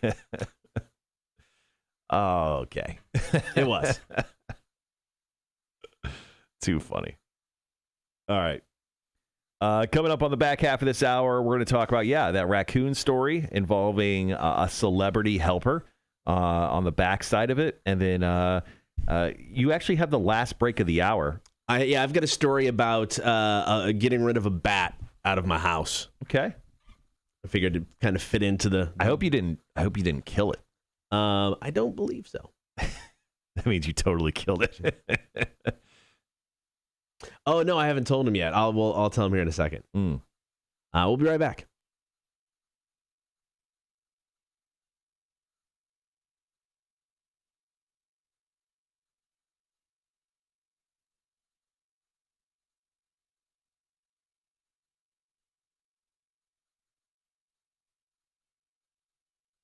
Cotter and Marshall. Rock 106.1. The Rock 106.1 20th anniversary show at Connect Savannah is coming up in just days. This Saturday at Trustee's Garden, Puddle of Mud, Filter, Sponge, two great local bands, Lilakk being studio top of the hour, and Whaleboat. Man, this is going to be a good time. Live music is back with a big-ass show this Saturday. Yeah, and tickets are available right now, rock1061.com or etix.com. Buy your tickets now. Set up your 4th of July plans. I feel like, for most people, especially me, if I didn't have any plans going into the weekend, I would start wondering, what am I going to do this weekend? And generally today is that day. So we're telling you, we're giving you that idea right now. We're planting the seed. It's like Inception, but we've been doing it for 2 months now. That's telling true. you just about every day. Go buy our tickets. Come to the show. Get the tickets now at etix.com. Also on the website, rock1061.com. This Saturday, the 20th anniversary concert. So this story came across, went viral on Twitter, found this pretty funny. At Haley Iliff, she tweeted out the other day, she came home from New York, and a raccoon had fallen through the roof of her bedroom. I mean, there was this big gaping hole in the roof in the corner of this room. Right. And the raccoon came in. They called the Humane Society, but they couldn't do anything because it was a mama raccoon protecting her babies, and they had to wait for somebody to come in, and that was like 24 hours of just having raccoons in their bedroom. Yeah, and they apparently got into an office as well upstairs. So Haley, just so you know, PhD student in American religious history at Florida State University. Show off. And she also says she's an okay barista. She came over for this vacation, and yeah, these raccoons have taken over her house. One of them defecated and did number onesie on her bed. Oh, gross. Burn that. Now she said she was just going to replace the sheets. I don't think she understands. At that point, I think you have to burn the mattress, right? You can't. I mean, no, you can't keep the mattress. Yeah, you can't. No, it's got to go. Yeah. So out of nowhere, because this post went viral, and she shared that the raccoons were safely taken out of the home. A few hours later, James Gunn actually came in to the conversation and was a complete hero in this case because he said that he is going to be offering up some monetary damages for his masked friends. Obviously, James Gunn, the director of Guardians of the Galaxy, he's very fond of raccoons. He actually has a photo that was, I think, on the front of Entertainment Weekly of a little baby raccoon sitting on his shoulder. But it's cool that he came and he was like, I'll help pay for new sheets. I got awesome. This. Hey, if James Gunn's footing the bill, get the mattress as well. Yeah. I mean, because did you see the picture? Yes. Oh, yeah. And that it went ones and twosies on not good. the bed. Never had to deal with raccoons, but for whatever reason, growing up at my parents' house, bats would get into the house all the time. So I got a story about... Dude, were you supposed to be Batman? You didn't even know it? I didn't know. I dropped the ball. You did. Started early. Yeah. But I got a story about a time my dad and I had to go bat hunting to get a bat out of our house. Wow, are you the Joker in Maybe. this case? I like that even better. Yeah. That's cool. That makes sense. Explains so much. That story's coming up next. Cotter and Marshall Show, Rock 106.1. Hey, it's Cotter. That's why you're wearing green today.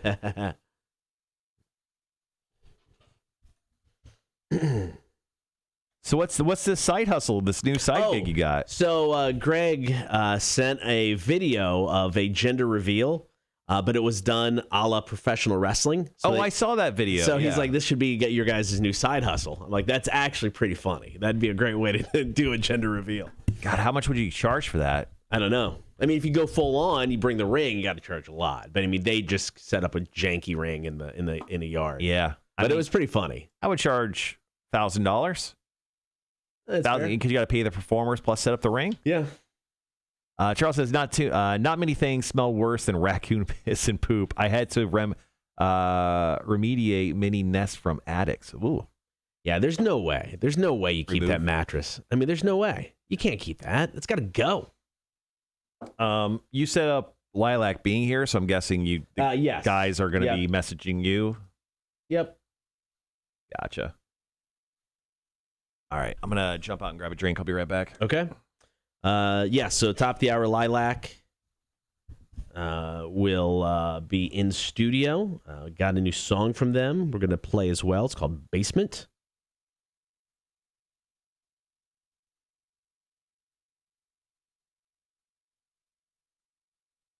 So we'll chat it up with the guys in Lilakk, find out more what they're all about. One of the hardest working bands I've ever seen in Savannah. They are hustling constantly, which is awesome to see. So we'll ask them about that and just kind of what their plans are, man. What are the goals? What do we want to make happen as a band? We'll discuss all of that top of the hour. Yeah, no, the wrestling thing was so much better than some of the other gender reveal parties because they weren't setting anything on fire. And they really got into it, too, which was awesome. With every, near fall. It's like everybody was getting into it. Sorry, I was just walking in the hallway and I was listening to what you were going to say to Lilakk. And I feel like that's like a job. Are you giving them a job interview? Maybe. What would you say your goals are here? I mean, find out what they're up to. What are you doing? Oh, yeah, top fives. We don't have to do our official top fives today. But I think we should still do our top fives. Sure. So, yes, guys, coming up on 8 was traditionally when we do those. If you want to start working on your top fives, I think that's a great idea. How much time we got? We have 6-7 minutes. 1, 2, 3, Yeah, about 6 minutes. Okay. How about this? I'll do my top 5 right now, and by that, I'm just going to go down my email and see stuff I have to do. All right, so here's my top 5 list, guys. Number 1, I'm going to get back to Valentin, and he is going to be our official photographer for the 20th anniversary show. So I'm going to get back to him with an interview, with an email going over certain things. On my top 5 list, not something I'm going to exactly do, but I'm going to make sure that you and Tim, the engineer, get together and test our equipment prior to going out to on-site for our live stream on Saturday for the show, as we're going to stream interviews with the bands. And, of course, we'll do some live streaming outside of that just to kind of hang out and give everyone details on the show itself. What else do I have going on here? Let's say, I'm supposed to be doing, the United Way is going to be, I've joined their committee or something. Okay. So here's the deal. So did you join or did you get joined? Yeah, I was voluntold. Okay, yeah. So Mia is having a baby from G100, and she's going to be out taking care of this baby because it's going to be born, to what we know, somewhat soon. So I was asked to go to United Way meetings, and I said, absolutely. Sure. The first one is at 9 a.m. In a couple weeks, and I'm like, yep, I'm going to miss the first one. No big deal. So my goal is to actually show up to a United Way meeting. That's my top 5. They're all at 9. Yeah. I have reached out to Carly from United Distributors. She was on Beer for Breakfast a few weeks ago, lining up our July guests for Beer for Breakfast. Our first July guest will be obviously this coming Friday with Kevin Ryan from Service Brewing Company, but we're off for a week-ish. Then we have the rest of the month to figure out, which I don't have lined up yet. So I've been talking to the guys over at, what are they? Let's see. I've got contact info for the guys at Sweetwater, Terrapin, and Pretoria. I'm trying to get those guys in, coming in the month of July. If not, we'll make some moves and figure that out. And let's see. Let's do one more. Let's just wrap up with more Beer for Breakfast. I have the guys from Brewdog coming in August. So there you go. There's my top 5.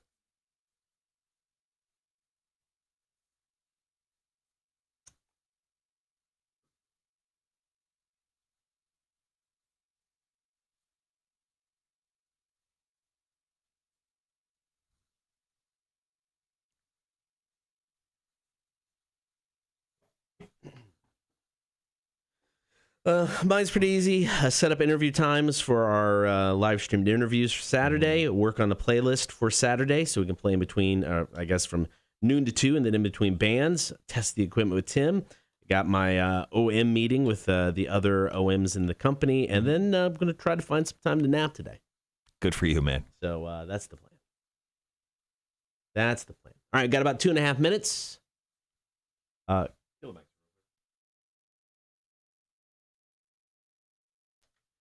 All right, Wanda, thank you so much for dropping in your top 5. Let's go over Wanda's real quick. And guys, if you want to drop in your top 5s, feel free. I can talk. Feel free to do so, and we'll share them with you guys. Wanda says top 5. Get ready for vacation. Nice.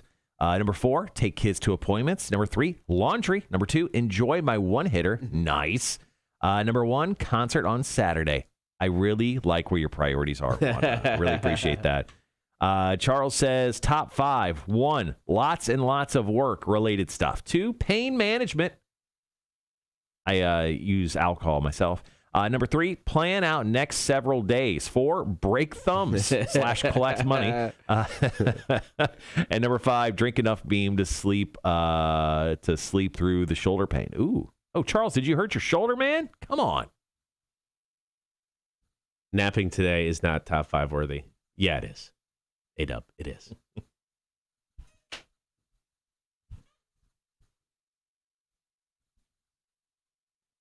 Obviously, Cotter's commitment to the job today is outstanding. Top 5, napping. I was committed to get up at 3 o'clock to get my ass here to get shit done. So, yeah, I would say there's commitment. All right. Cool flex, bro. 3 a.m. All right. Cool. If you're going to give me crap about napping, I'll tell you why I'm going to nap.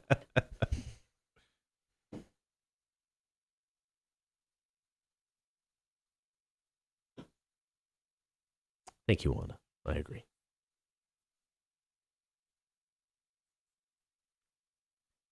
Okay, Elaine dropped her top 5 in. Number 1, log into work. Still working from home? Crazy. Number 2, answer emails. 3, conference calls. 4, cancel comm crap. Good luck getting a better service. I don't know if there is one in the Savannah area. Number 5, find Korean barbecue chips. By the way, what brand were they? They were Ripples.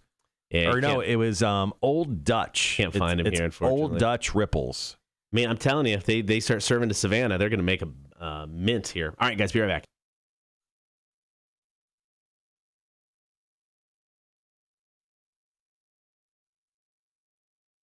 Connor and Marshall Show. Rock 106.1. Thanks for hanging out, Cotter and Marshall Show. A little bit ago, talking about the story. Lady went viral when she started tweeting about a group of raccoons that broke through a hole in her ceiling, took over a couple rooms in her house. Guardians of the Galaxy director James Gunn actually heard about this, got Rocket Raccoon in his movie, so he's like, look, what's the bill? I'll cover it. So I thought that was pretty cool. I would say, man, I had Egyptian sheets on that bed. I was like, so what, 2,000 thread counts? Yeah. Is there even 2,000? 4,000 thread counts. So I never had to deal with raccoons, but for some reason, my parents' house, where they still live today, I had an issue with bats. So there was an old school fireplace, and they would come down through the fireplace. Right. And we had vents from the fireplace, and they would squeeze themselves through these little vents. Well, we're sitting around watching TV. I want to say it was during winter because my parents had a collection of like Christmas nutcrackers that they would put up on the mantle above our fireplace. Well, one of them starts shaking, and then these wings come around it, and a bat pops out of the vent, and it just starts flying around the living room. How big is this bat? I mean, it's just, I don't know. It's a tiny little guy? It's just a tiny little bat, nothing major. So it just starts flying around the living room. And this has happened before, so my dad's like, all right, let's go. So we go out. We have stupid old tennis rackets from probably the 70s. We grab those. You play badminton with this thing? I mean, probably. You grab these tennis rackets. They're made of wood. They're not even like, the lightweight metal they make them with now.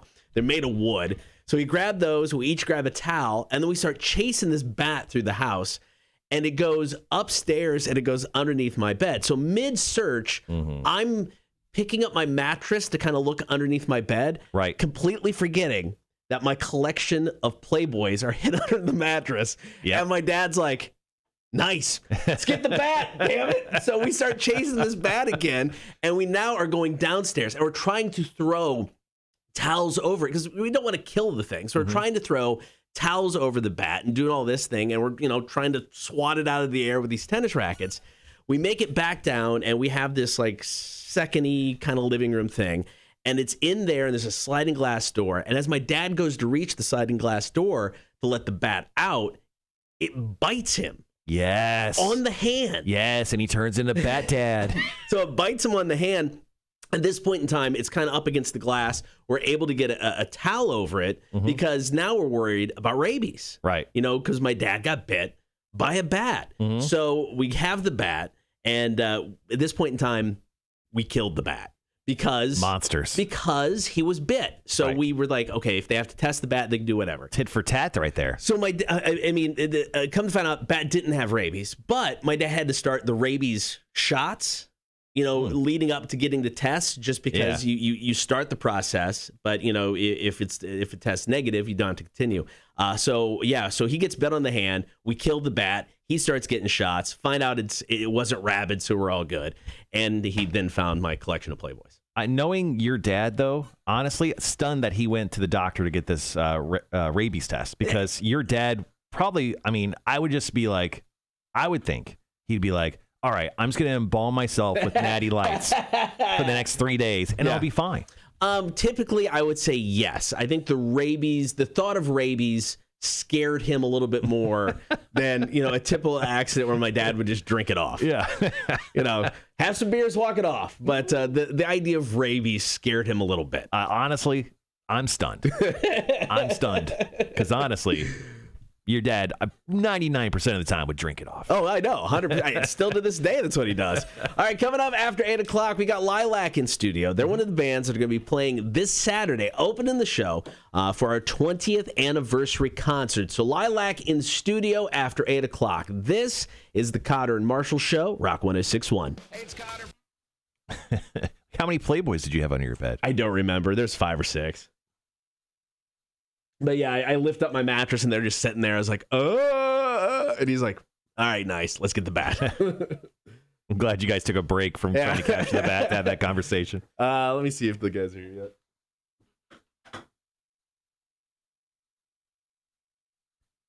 Let's go over Dennis's top 5 while Cotter's going to get our guests here. Let's see. Let's switch over to the camera here. Sorry about that.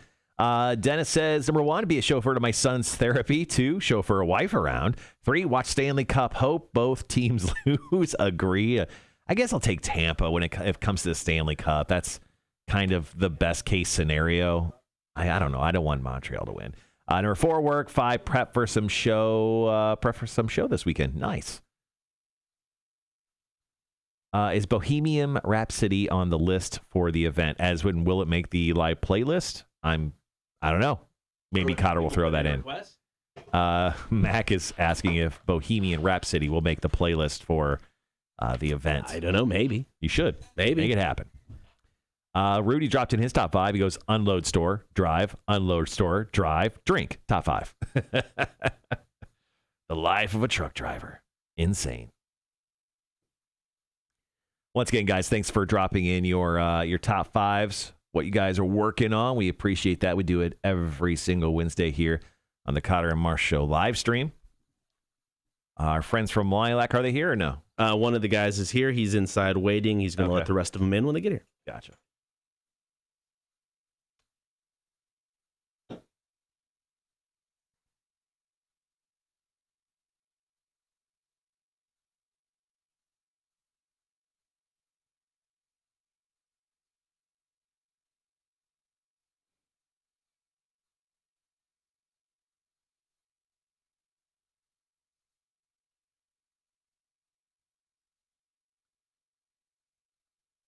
Oh, sorry, Sean. Yours got buried in the chat. I'll find it.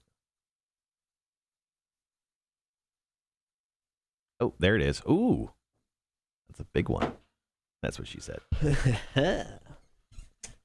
Sean's top 5 is pack the camper when I get off today. 2, head to Elkhart Lake, Wisconsin to drop the camper at the campsite. 3, go check out the Sheboygan, Wisconsin and Lake Michigan. Sheboygan. 4, go to Xfinity Saturday and Cup Sunday series races. 5, drink copious amounts of alcohol on said days and pass out in a lawn chair at the campsite.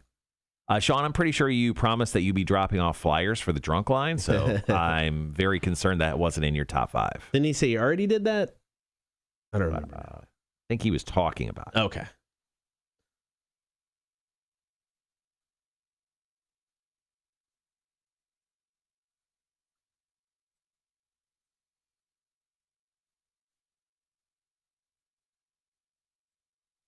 Is Johnny or Zach out in the bass player or drummer? I don't know which one's which. Oh, Christ. Oh, Christ. Did he have long hair? No. He did have long hair. That's the drummer. Okay, the drummer's here. Of course the drummer's here. He's usually the drummers are the only responsible people in bands for the most part. Unless when it comes to Adelita's Way.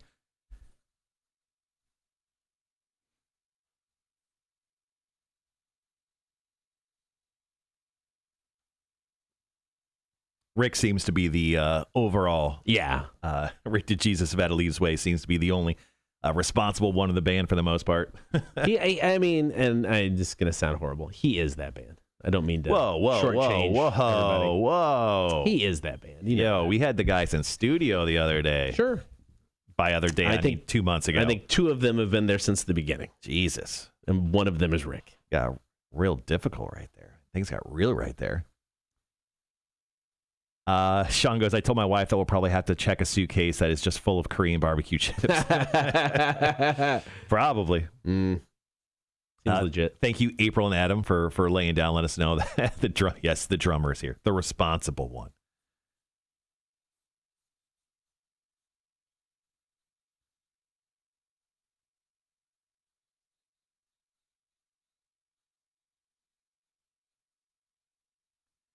So coming up next, we got the guys from Lilakk who are going to be stopping by. We'll talk about the 20th anniversary show once again. You ever heard of it?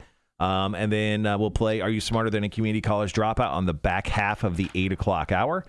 On top of that, Mac's going to stop in. Tons of guests on the second half of the show today. Mac's going to stop in for Chicks on Dudes. That'll be at 9 a.m. this morning.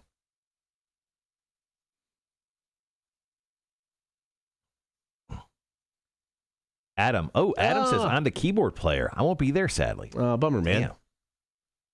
You'll be there Saturday, though, right? That's all that matters. But think about it this way. So, like, the Foo Fighters had their keyboard player, and they didn't even make him an official member of the band for, like, 10 years. So think about that. Are you a full-fledged member of the band?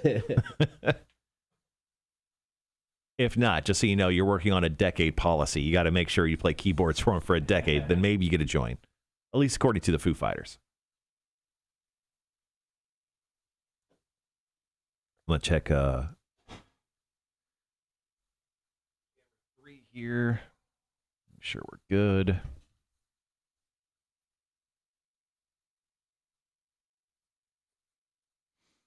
I'm going to go grab additional chairs. Okay. Let's see. Push that chair from Mac back over into the corner, and I'm going to grab a studio chair and put them 1 and 2 right here in front of camera. Sorry, guys. We're going to be switching around cameras, so you're going to have to put up with us not being here. Hold on.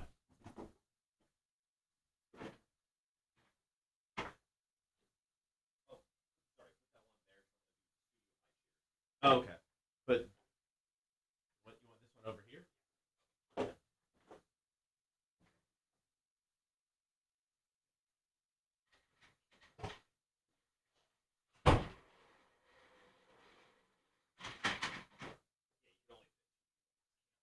Yeah.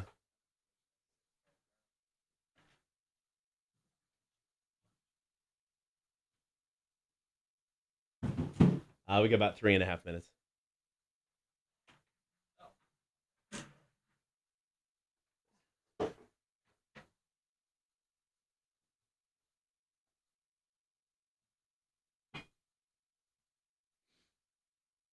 I'm also going to turn on the Okay. in a second here.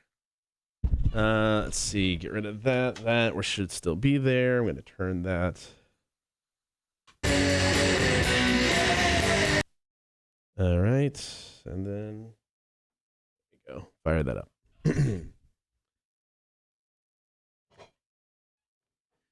All right, you want to grab them? Yep. Okay, cool.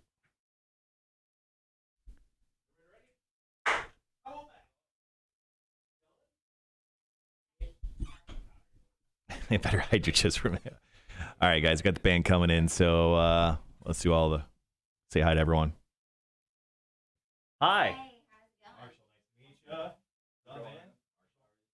What's up, dude? Hello. He shows up. Yeah, right here.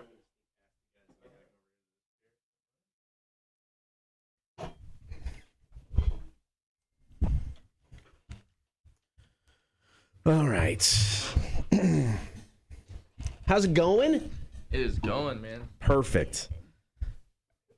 Yeah, I need to get right up on in that mic. So.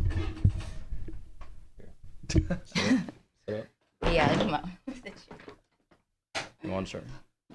Do you want the taller one? Yeah. We'll get our lives together. Oh, it's all good. It's all good. You got 2 minutes. We'll figure it out. Oh, we're all gonna be friends today. Getting nice and close. We're only work associates. Not nothing. Today we'll be friends. Yeah. Yeah, exactly. Pretty much. My camera froze. I don't know what happened did it? there. Yeah, I hit it, and now it's not coming on. You switch it over to the third, maybe it'll come back on. You froze too. Awesome. Needed some, man. I was dying. I know I need coffee First thing I woke up. I was like, They're moving. Camera 3's working. You're moving too. It's Okay. just me. after this. You need to get in. I'm trying not to like stab with the side of the chair. There we go. That's a better shot. Oh. We may just stick to that until I figure out what's wrong with my camera. There I you have go. to reset it. Yeah, sorry guys, we can't afford the fourth camera yet. Yeah. All right, got about 45 seconds. Yes,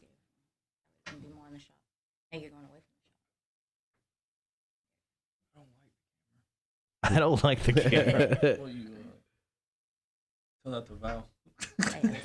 All right, guys, be right back.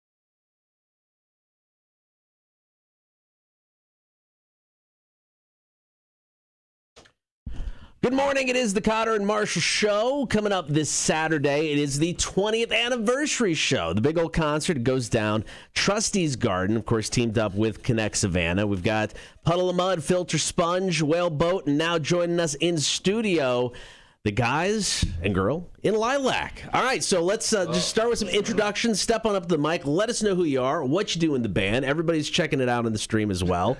So whichever wants to go first, go for it. Go for it.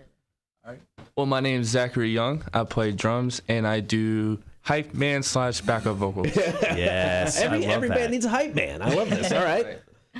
My name is Callie, a.k.a. Big C. I play rhythm guitar, and I sing. Okay. Hi, I'm Kirk Joyner, and I am the singer and lead guitarist. All right, so let's start with you guys have been around since when? You reached out to me first, I want to say in like 2019. It was pre-pandemic. You guys first hit me up with an email, learned about the band then. So how long you guys been doing this whole thing? Well, Callie and I, we've been doing it for a while in some form. Sure. But we really don't consider Lilakk until we met Zach. So we've been mispronouncing the band name for starters this entire time. I still do it. I'm a member. As long as you know who we are, that's really what counts. So I was gonna say, what is the name of your band? Would you say is it Lilakk? Is that how you? It's okay. Yeah. Oof, that would have been embarrassing if we called you guys Lilakk for the last 2 months. That was. It's okay. Everybody does. Is that like the Southern thing where you're just being really nice and just didn't want to say anything to us? Yeah, pretty much. Come on, guys. Very much. It's fine. Correct us. We're used to it. It's no big deal. But 2017 is when we started with Zach with Official Man. Okay, awesome. So in a recent interview, you guys actually said that you went through 13 drummer auditions before you found You Zach. guys Spinal Tap or what is this? So are we worried about blowing up? So when you look at Zach and you're like, this guy seems okay. Why'd you land on this guy right here? He's got the perfect like caveman aura to him, and that's what we need. Is grunge influence, punk rock. You know, we just need something heavy hitting and simple, just straight to the point. And he looks the part. We like his hair. Thank you. You got to have somebody in the band with the hair. That's you. That's your job. Right, Play I'll drums, take that. have the hair. Now, you guys, I mean, online, you guys mentioned that you're a throwback. You're a tribute to that 90s grunge era music. That's what you guys love. That's what you do. So, obviously, what bands really, when it comes to the creative process from that era, or even like recent stuff, what bands inspire you? Obviously, I could tell just by watching a bunch of your stuff online. And like one of your music videos has like 20, I think it was Rain, has 20,000 views on it. That's incredible. That's an incredible achievement for a band that's, only been around in this current formation for just a little while. I mean, what bands have pushed you creatively to kind of find yourselves where you're at this very point? Well, Just say Starcrawler. yeah, I love Starcrawler. For me personally, Nirvana, we get compared to them a lot. Alice in Chains is probably my favorite band. Okay. From that era. Pearl Jam, Foo Fighters, all those bands. They're all really good. But I'm also into pop too. So there's that element of like the catchy poppiness in the music. Yeah. Is there anything new that you guys are listening to right now, whether when it comes to pop or when it just comes to rock or alternative? I mean, is there any new band that you guys are really into? You're like, wow, these guys are pushing the limits. I want to be like them. I wouldn't really say be like them, but their Bravo Sons has been a really good one. I've been getting into. Yeah, and I've been listening to some of their cover songs, like their Marshall Tucker cover. I think it is. See the Light. Man, that dude's got some vocals on him for sure. So, and you guys have, you guys said you had a video coming out on Friday, correct? Yeah. Right. So what's that for? Our newest single, Basement. Newest single, Basement. And so when did you guys film this video? Like a month ago, maybe. Some change ago. Okay. Yeah, not so long ago. Now, you guys several videos out. So what's the process when you guys put a video together? I mean, are you guys acting as directors? Do you have somebody come in and do that? I mean, how do you guys work that out? Yeah, we pretty much kind of direct everything. Which I mean, we allowed the Ryan who filmed the video for us. You know, he wanted more creative control, obviously. But we just let him know our ideas and what the direction that we want to go. We actually filmed it in our house that we're building. Okay. Yeah. Why not? That's all right. It works. Yeah, we're building our own house. Like physically. Legitly, you guys are doing the building? Yeah. What don't you do? Don't you have like a food truck? You got a stand? Same thing all the Building a time. house? We forgot to bring you hot dogs. You're way too talented. I feel really bad about myself right now. Well, I wouldn't call it talent. I wouldn't call it talent, just luck. well, I want to talk about the food truck, and I want to talk about the school bus thing I read about as well. Yeah. But we could do that here in just a minute. Yeah. We're going to play the song Basement. We're going to do that right now. So this is the video for this song's coming out on Friday. We'll tell you where to check that out here in a bit, but here we go. Basement from the guys. We'll be talking more in a bit. It's Cotter and Marshall Show, Rock 106.1.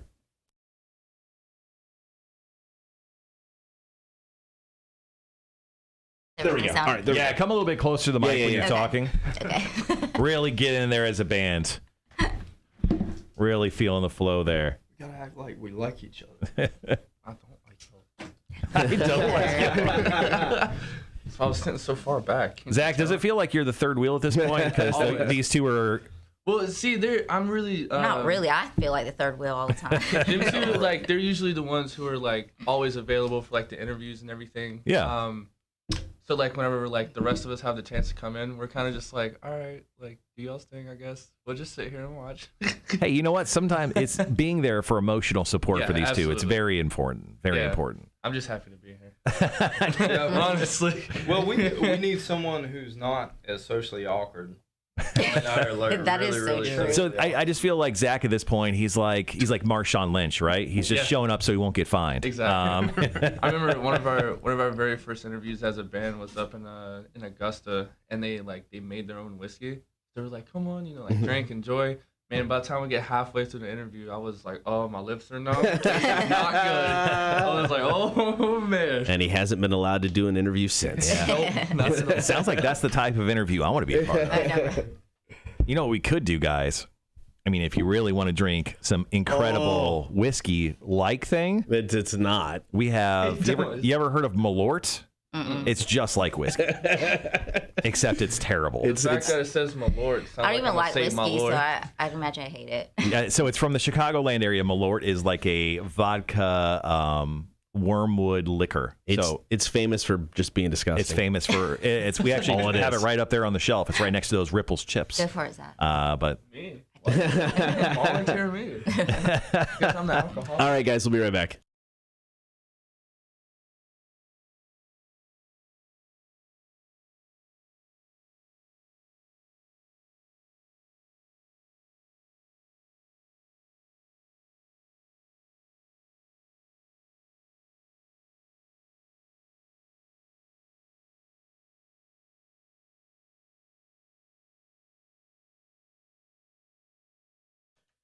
'20th anniversary show is coming up this Saturday. Joined in studio by one of the local bands. We'll be playing along. Make sure I get it right. Lilakk? Yes. Lilakk. Did everyone in the band just say it differently? I think they did. I'm so confused now. We're just gonna pick one out of a hat and stick with it. Zach, Callie, and Kirk are all here. Now, Marshall, you wanted to talk about food trucks and school buses. Yeah. So let's jump into it. So Kirk, Callie, you guys, married couple. So cute. So cute. You guys, to what I read, you own a food truck. Is this true? Yes, it's very true. Make sure to talk to the mic there. Yeah. So you do own a truck, food truck. What is it called? Kirk and Callie's. Okay. I like Ben and Jerry's. Not the most inventive name. we can all agree to that. And what do you guys serve out of this bus? Deep frying hot dogs, barbecue, burgers. The Kirk dog? The Kirk dog. The Kirk dog. Tell me what that is. It's awesome. Deep frying hot dog on a steam bun. Okay. With barbecue, our homemade sauce, and slaw and onions. And some people like pickles. The relatives. All right, so explain this to me. You came here without it, so like, Oh man. so first question on top of that, follow up: do you hate us? Like, why did you not bring us food this morning? you. We wake up so early. sir. Saturday there will be barbecue there. Okay. I promise. You should have tried to Nice. set up. Yeah, exactly. We could set up. So I've never even heard, I mean, I've seen or heard of a lot of different deep fried foods. I've never even thought of a deep fried hot dog. Is this something that you guys... Wait, is this just a corn dog? Are you just saying corn dog? No, regular hot It's a regular hot dog, but I render bacon fat, and I take the bacon fat and fry it in that Okay. until it's like so shrivelly. unhealthy. Right. But it is. Dude, how much weed do you smoke? Just so you know, he didn't offer me weed. Police officers who may be watching. This sounds amazing. All right, I'm in on this. So obviously the food truck, that did sound amazing, and you guys obviously operate it, and you could find it in the Sylvania area. Is that kind of where you guys are based out of? Well, since COVID, like we're doing more of the catering type stuff. But we're about to start setting back up in Sylvania and Newington area. Awesome. And then is there a spot online where people can find where your truck's going to be at? Is there like a Facebook page or something? Yeah, yeah, there's a Facebook page, just Kirk and Callie's. It used to be Kirk and Callie's Wieners because we only sold hot dogs, and I had a hot We dog had a truck. hot dog cart to begin with. That's what we started off with. In a suit. And he had a costume too. And Wow. then we You have to grind, Dude, man. you guys smoke so much weed. That's awesome. it's cool that you guys love drugs as much as I do. All right. Well, cool. I mean, it's awesome. That's awesome that you guys. I mean, you guys do just about everything from building your own homes to having your own food truck. Now, I read in an interview, I guess it was a while back, about a year ago, that you guys put out a 5-song EP. You had a big kind of coming out party over at the Wormhole for this 5-song EP. But I read that you built a home studio out of an old school bus. Yes. So Yes. tell me the process of how that worked. Hot. Yeah, it was very hot.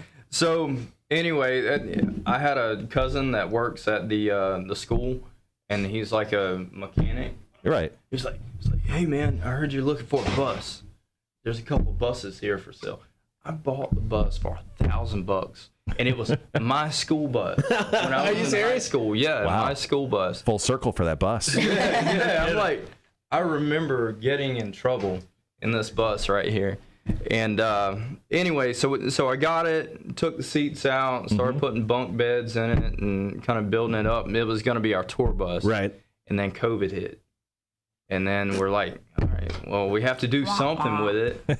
So then I just built a studio and just set everything up. And is that still what it is today then? Is your studio? Yeah. Is it a mobile studio, or is it just pretty much it is where it is? It's stationary right It's stationary? Yeah, because it has like 2 or 3 batteries, and they're like $200 a piece. And the batteries died. Okay. And my truck battery is not strong enough to take it off, so it just stays there, and we cut grass around it. Doesn't even get to like a half a chart. So if for some reason the band thing doesn't work out, you could just be like a mobile producing studio for other bands if needed so. School bus. I think the Foo Fighters would definitely be into that. They love to film at crazy places. The Last House was haunted. You know, they filmed all over, or excuse me, recorded all over the world. I think you should send a quick note to Dave Grohl. We'll pass it along and let him know there is a. Sure. I can just tell him his twin is wanting to talk to him. It might work. It might work. Yeah, I take a lot from Dave Grohl. Yeah, We love Dave Grohl. Yeah.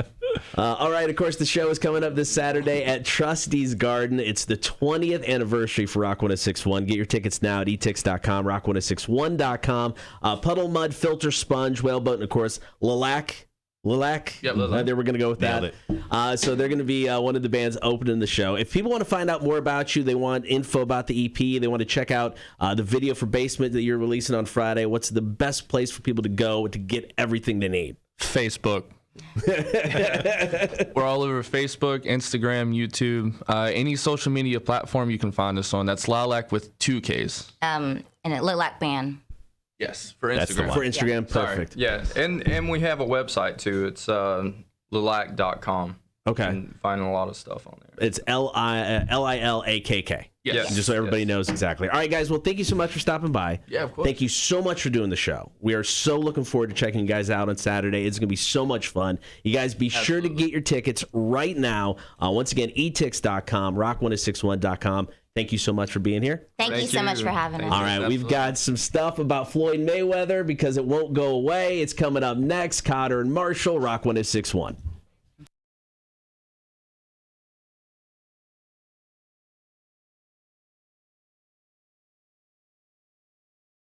I was sitting here looking. I was like, I hope we get to sign it. Of course. Should we put who we are or just? Yeah.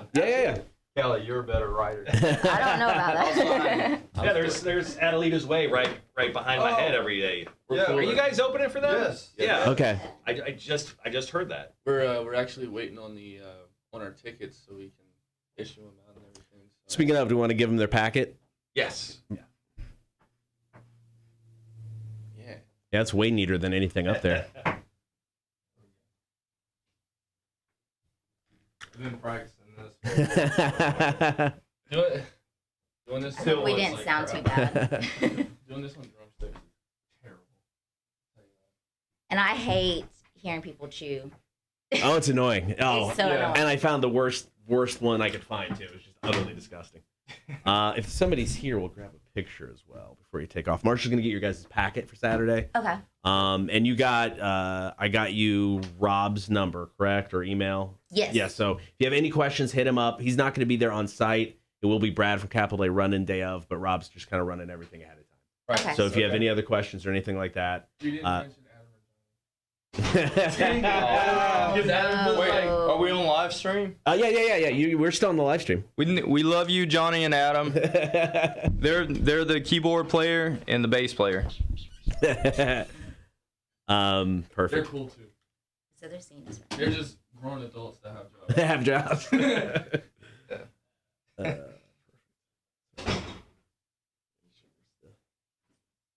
All right. This is yours. Is Stacy here? We can grab a picture. Yeah, I'm gonna grab her. Yeah, so you'll be sharing a backline with Whaleboat and Sponge. So just FYI, including drum kit. So it'll all be the same. That means I don't have Yeah, to that's do anything. pretty awesome. Yeah, that we're using Fielder stuff, right? Everyone sit down. Okay. Sit back down and then turn towards the door. This is Stacy, everyone. Hi, Stacey.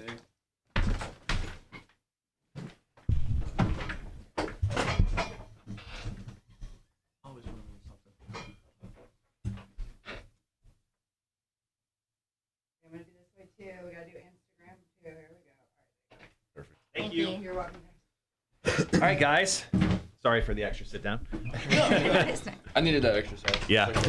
Get your squats in before Yeah. Saturday. Absolutely. Guys, thank you so much. Yes, thank you. Very nice. We meeting you. appreciate it. Thank you so much. Thank you.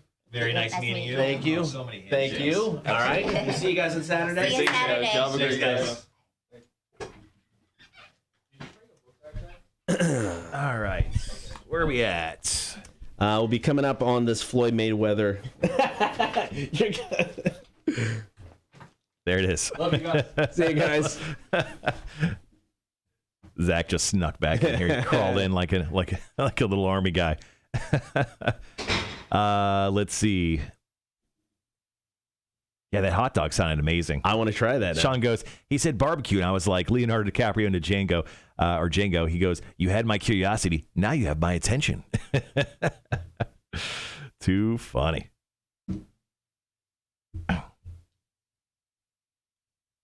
They are adorable, says Stoney. That's funny. Super nice guys, man. Can't wait to actually finally see them live. Kirk and Zach were too laid back, and it makes me very nervous. They are. Yeah, Kirk is one of the most laid back guys ever. Yeah. All right.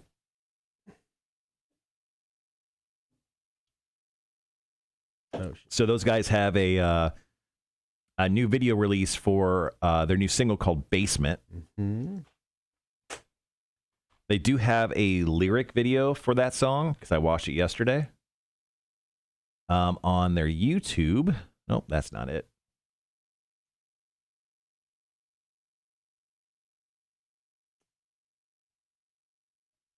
Where is their videos? That's the one right there. Nope. That's not it. There it is. Oh, I think it's actually just a live cut of the song. So, Okay. just in case you guys want to check it out, I'm going to go ahead and throw up the live video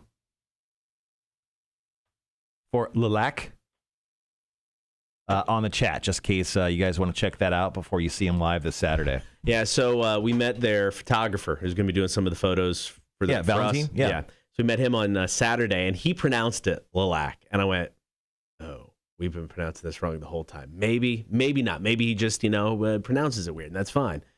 It's totally not the case. Lilakk. Mm-hmm. I didn't know that either. Don't let Zach fool you. That's what April said, I guess, when it comes to being laid back. They're super interesting. Yeah, they did a interview with Savannah Now. I think it was like October of last year. Okay. Where they talked about the school bus and everything, and I wanted to kind of get their take on everything when it came to that, because that's super interesting. Yeah, that's cool. Yeah, I think so. When we did during the pandemic, we had some local bands send in videos. We put together that kind of just like that video of local bands playing. Yeah. I think they performed from the school bus. I think it was Kirk and Callie, and I think they did just an acoustic couple songs from the school bus. Rudy says, "I hope I can make it big one day, and then you guys can mess up my name." Bring it on, Ruddy. Bring it on. Ruddy? Ruddy. It's not how you pronounce it. Ruddy. I don't know. R-U-D-Y. Ruddy. Yeah.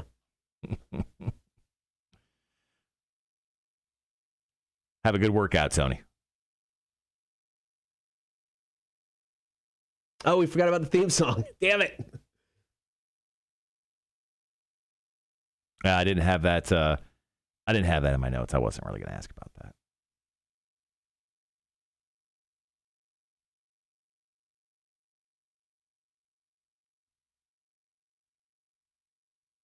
Oh, Zach's always like that. He's chill. Well, guys, thank you for hanging around this morning, especially for some new people who maybe joined the live stream for the first time today, maybe just to check out Lilakk. But we appreciate that. Hopefully you guys stick around for the show. And obviously, if you haven't already, make sure to like the Cotter and Marsh Show page. We're very needy emotionally, so we do appreciate any follow you want to throw us. It is a true story. All right, got about 2 minutes. We're going to talk about Floyd Mayweather revealing or confirming what we all already knew. After that, we'll do Are You Smarter Than a Community College Dropout trivia. I've been challenged twice this week. I'm 1-1. I'm not happy with it. Yeah, I get that.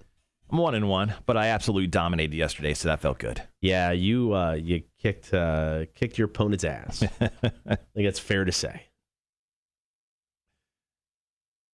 No off-the-cuff acoustic set? No, you're going to check that out live at the show. Got to pay for that. All right, got about a minute and a half.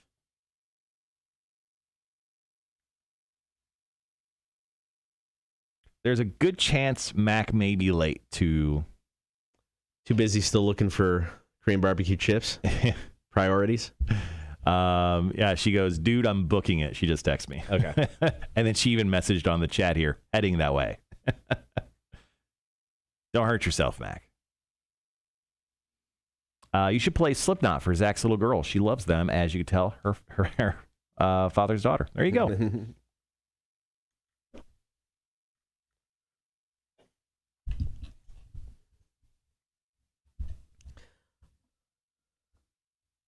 All right, got about 35 seconds.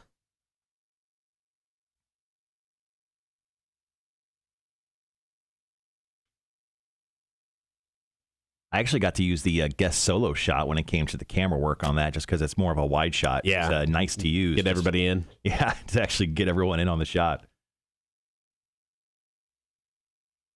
Although I don't like the look of that camera. It's not the same as ours. It's not like the same 4K. Yeah, it's not as good. Yeah. All right, guys, be right back.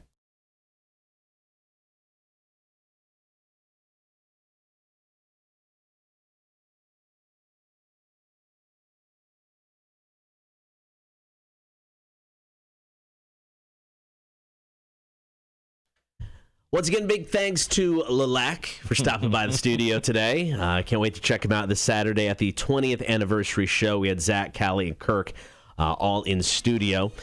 So Floyd Mayweather, Logan Paul, that fight, I use the term loosely, went down, beginning? It was June 6th. Beginning of this month, yeah. First Sunday. Floyd Mayweather basically confirmed what we all already knew.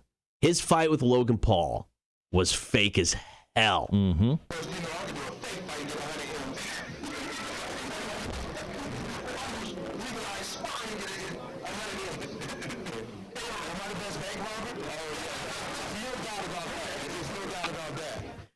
So he's basically calling his fight with Logan Paul a fake fight. Well, yeah, I mean, he was just sparring. He sparred him. Yeah. And then, there was a moment where people thought he knocked Logan Paul out, but he held him up. I mean, he just hit him with a nice little shot. Right. And kind of stumbled into the Floyd Mayweather. I know that thing was a complete joke, but it's nice to hear him absolutely admit to the fact that it was, for the most part, fake, and he made a ton of money. Yeah, he was saying that he made $30 million on the patches on his trunks alone. That had nothing to do with the pay-per-view, Right. had nothing to do with his guarantee. That was just advertising on his trunks. And apparently they sold 1 million pay-per-views, which, I mean, at $60 a piece, they made quite a bit of money. This is, I don't know. It's ridiculous, and the sad part is this is not going away anytime soon. Yeah, I mean, there's going to be more and more celebrity fights. I mean, Jake Paul now is signed to Showtime Boxing, and he's got a fight against Tyrone Woodley that's coming up. I think it's in August, right? Yeah. So, I mean, we're going to see more of the Paul brothers, unfortunately, box. The sweet, sweet relief when one of them gets absolutely trounced in a fight is going to be an amazing day for all of us. Are you smarter than a community college dropout? We'll find out. We got trivia coming up. Your chance to play is next, brought to you by the Savannah Bar Crawl. Latest from Five Finger Death Punch. Darkness settles in. Cotter and Marshall, Rock 106.1.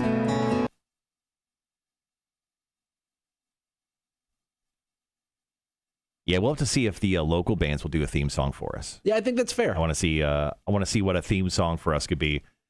What about the old school Teenage Mutant Ninja Turtles? Yeah. What if they just did that? That like the electric car, the electric guitar Right. slide. It's like Teenage Mutant Ninja Turtles. Yeah, I would definitely want a theme song for our show done in that vein. Sean from In for a Penny wrote a wrestling theme song for me. Mm-hmm. They never were able to record it before they decided to disband. But he actually, once he heard that I was, and this was years ago when I got back into it prior to CEW, and he actually wrote a song. He sent me the lyrics. I'm like, dude, this is awesome. Yeah, you should see if he'll finish it. Yeah, even as a solo artist. But yeah, it was fun. I was like, oh, that would have been great. All right, so we got about 3.5 minutes. We'll get into Are You Smarter Than a Community College Dropout trivia. I'm going to throw it to you real quick. I'm going to clean up studio. Sure. We still got Chicks on Dudes. Matt could be running a little bit late. We'll figure that out. No worries. Of course, wrap up the show with Marshall's Music News. Tomorrow on the show, I will be quizzed in the face, so we'll deal with that and see how well I do. Coming up this weekend, or coming up on Friday, going to have Kevin from Service. Cool guy, great beer. He's going to be swinging by with a couple new brews for beer for breakfast. So can't wait to check those out. He showed me the can. I stopped by Service. It's been weeks ago now, but I stopped by, and the can is really, really cool. The artwork is a little bit different than they've done in the past. So super excited to check out the beer on Friday for beer for breakfast with Kevin. How are we liking Loki so far, Brez? The first time I watched episode 1, and it's all I've seen so far, I was but then I rewatched it and realized I must have slept through most of it because it made way more sense the second time. And I would say I'm a fan. I think I'm digging it and excited to see the rest of the episodes. Haven't got past the first one yet so far.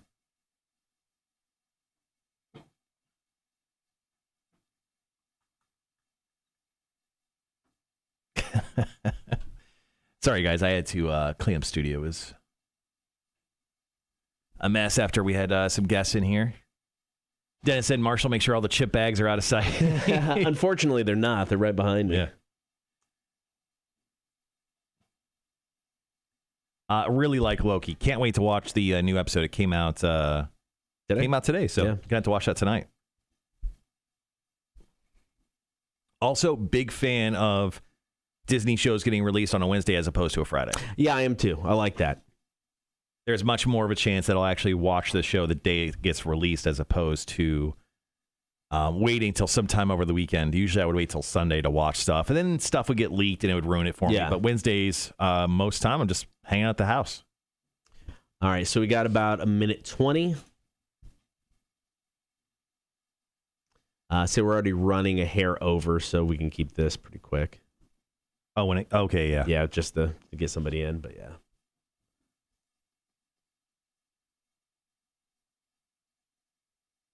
All right, got about 1 minute left. Get somebody to play some trivia. We're going to hook up the person that plays us with tickets to the Red, White, and Brews Bar Crawl this coming Saturday. You can go directly from the bar crawl right into our show. You can stumble right on in. You can continue your drinking. We have amazing drinks from Modelo, Corona. We have Funky Buddha seltzers. I'm going to snag some of those and drink some of those. So my one experience with seltzers, not good, but I love Funky Buddha's beer. So I'm definitely willing to give them the benefit of the doubt and to try a Funky Buddha hard seltzer. I'm sure they appreciate that commitment you're offering. They should. Hey, Rhett. We'll also have Two-Lane Golden Lager there as well. Those are gonna flow like wine. Speaking of Dumb and Dumber, those are gonna taste so good out, in the heat. And actually, the heat's not gonna be too bad. It's like 82 degrees, I think, on Saturday. It's current high. All right, guys, be right back. Rock 1061. Let's play some Are You Smarter Than a Community College Dropout is brought to you by the Savannah Bar Crawl. Their next bar crawl is coming up this Saturday. Sounds like a great opportunity to pregame before the Rock 1061 20th anniversary concert. So this is what we need you guys to do. Call us up, 1-800-394-1061. The first person in, we're going to score them with, hook them up, let you score free passes to that Savannah Bar Crawl event this coming Saturday, and you can take on one of us. Your chance to play is next. Are You Smarter Than a Community College Dropout? 800-394-1061. Cotter and Marshall, Rock 1061. Hey, it's Cotter. Do you have good beer? Miller Lite. No, we have amazing beers like Pacifico and Modelo and Corona. We were getting a call there right when we were on the air, so we were trying to get through that break, but of course that person jumped out, so we're just waiting for that person to call us up to play some Are You Smarter Than a Community College Dropout trivia. I'm 100% ready for you to be taken on today. I get that.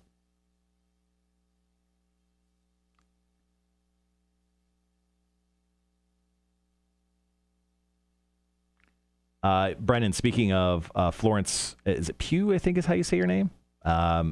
She's the chick from Midsommar who's in the new Black Widow film. Okay. He's very excited to watch Black Widow, which comes out, I think, next week, something to the effect of that. The 9th, I believe. Yeah, a week after then. Yeah. Or next week. Yeah, it's next week, technically.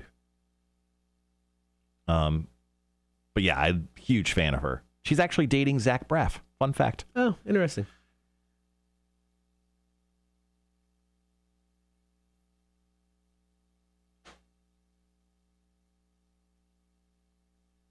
All right, guys, looking for a contestant to take us on, and Are You Smarter Than a Community College Dropout trivia? Feel free to call us up, 1-800-394-1061. We'll hook you up with passes to the Savannah Bar Crawl, Red, White, and Brews Bar Crawl, which is this coming Saturday. So you can do the bar crawl and then go right into the show on Saturday night. Richard Patrick at 10 a.m. I mean, I guess he's in his early 50s, so I mean, it would make sense. He'd probably want to do it early. Yeah, they say that's right after his sound check. Okay. So I think he wants to sound check, get back to the hotel, and sit there until he's probably ready to play. So I get it.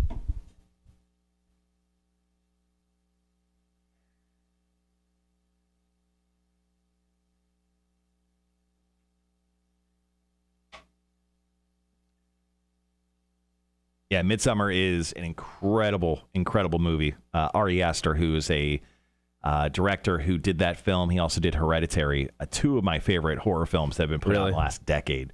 And he put them out back to back over like 3 years. Just incredible stuff. He does beautiful, beautiful films, which are terrifying. Good morning, Liquid. How are you, buddy? I mean, so Midsummer's not like a traditional horror movie, right? No, it's not like jump scares. Right.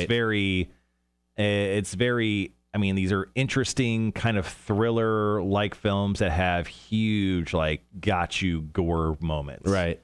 But, yeah, I mean, they're really, really interesting.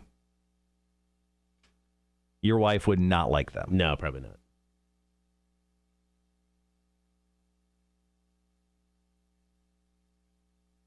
not. Neither are traditional. No, they're not traditional. I mean, they're a bit thrillerish, kind of slow plotting movies in general. But I mean, like they create this epic burn towards the end when it hits the conclusion. Yeah. It's just like wow. And there is some like really gory moments during those films that are like that are just kind of out there. I felt all caps are necessary. I get that. Sometimes they are.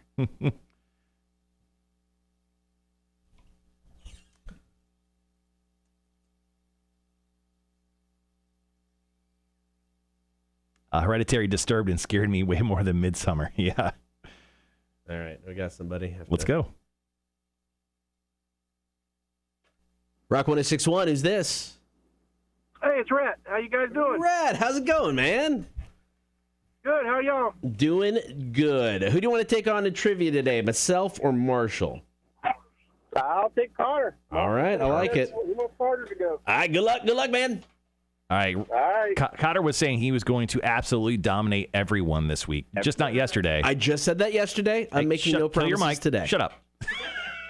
It's my time now. All right, Red, you know the rules. 7 questions, 60 seconds. If you don't know the answer to one of these, go ahead and say pass. Your time will begin after I ask the first question. The first question is multiple choice. So here we go. What planet has the shortest year? Is it Mercury or Venus? Venus. Incorrect. Question number 2. Wiccophobia is the fear of what? Pass. Question number 3. What is the only fruit to have its seeds on the outside? Strawberry. Correct. Question number 4. What movie portrays a world where no children have been born in 18 years? I don't know. Pass. Question number 5. In the 1967 movie Cool Hand Luke, how many hard-boiled eggs does Lucas eat in 1 hour? It's multiple choice. Is it 45, 50, or 55? 45. Incorrect. Question number 6. What is the 8th month of the year?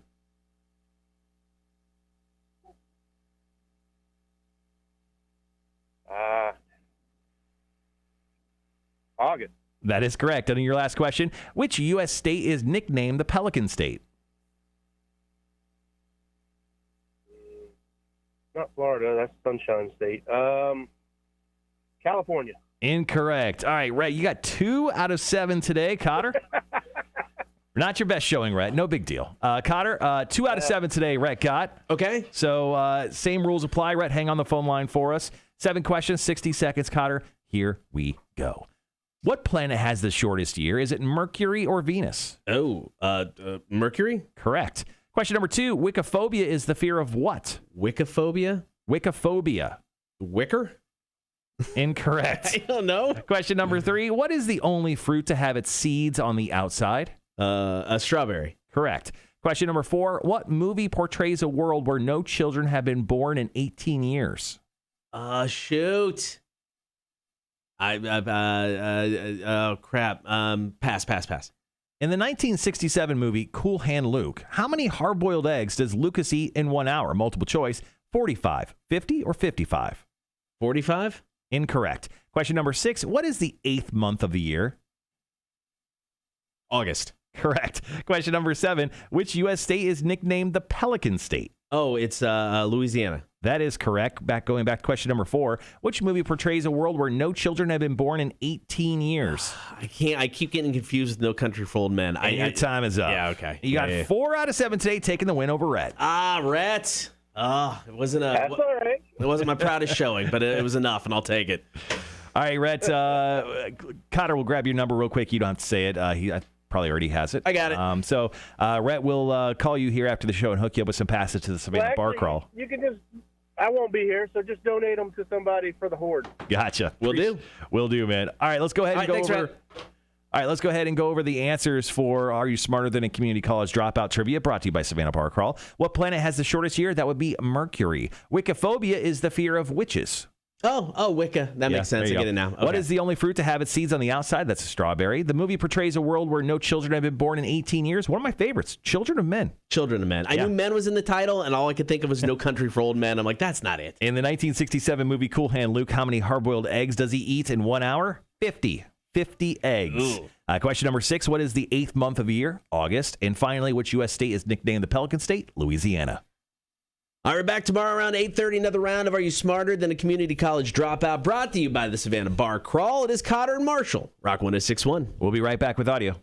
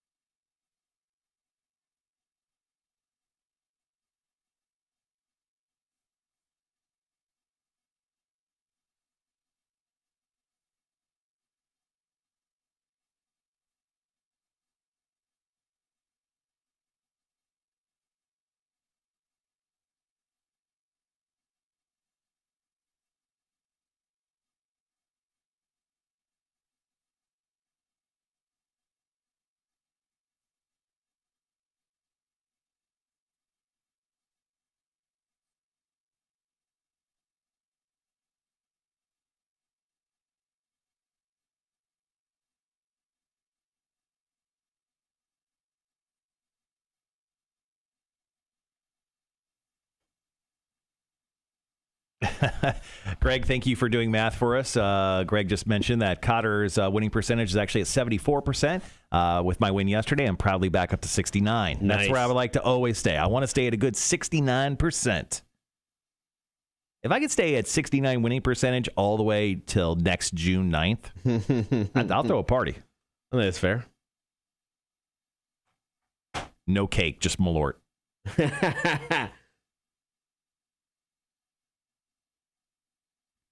Just checking. I want to make sure that next June... June 9th next year on a Thursday. Rhett goes, glad I could boost your score, Cotter. Thank you. Thank you very much. I'll take it.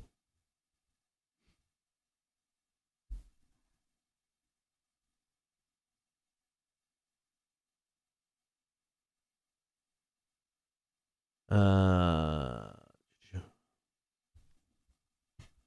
right, here we go. Trivia should be on. I don't have my headphones on, but it sounds like it.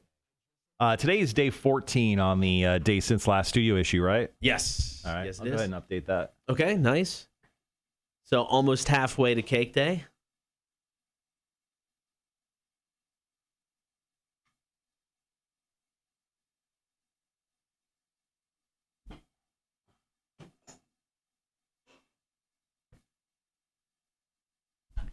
All right, guys, thanks for sticking around today on the Cotter and Marshall Show. Just wrapping up, Are You Smarter Than a Community College Dropout Trivia? Once again, brought to you by our absolute fine sponsors from the Savannah Bar Crawl. Red, White, and Brews Bar Crawl happening this coming Saturday. They have tons of bar crawls throughout the end of the year. I know they got the big Halloween one. Yep. Obviously, they didn't get to do any bar crawls last year, but the Halloween one should be a lot of fun. They always give away like $1,000 grand prize. They always did some really, really cool stuff. So excited to have them on as a sponsor, and hopefully going to be working with them for quite some time. Zero motivation today. Liquid, I have zero motivation most days. I get it. I'll be right back.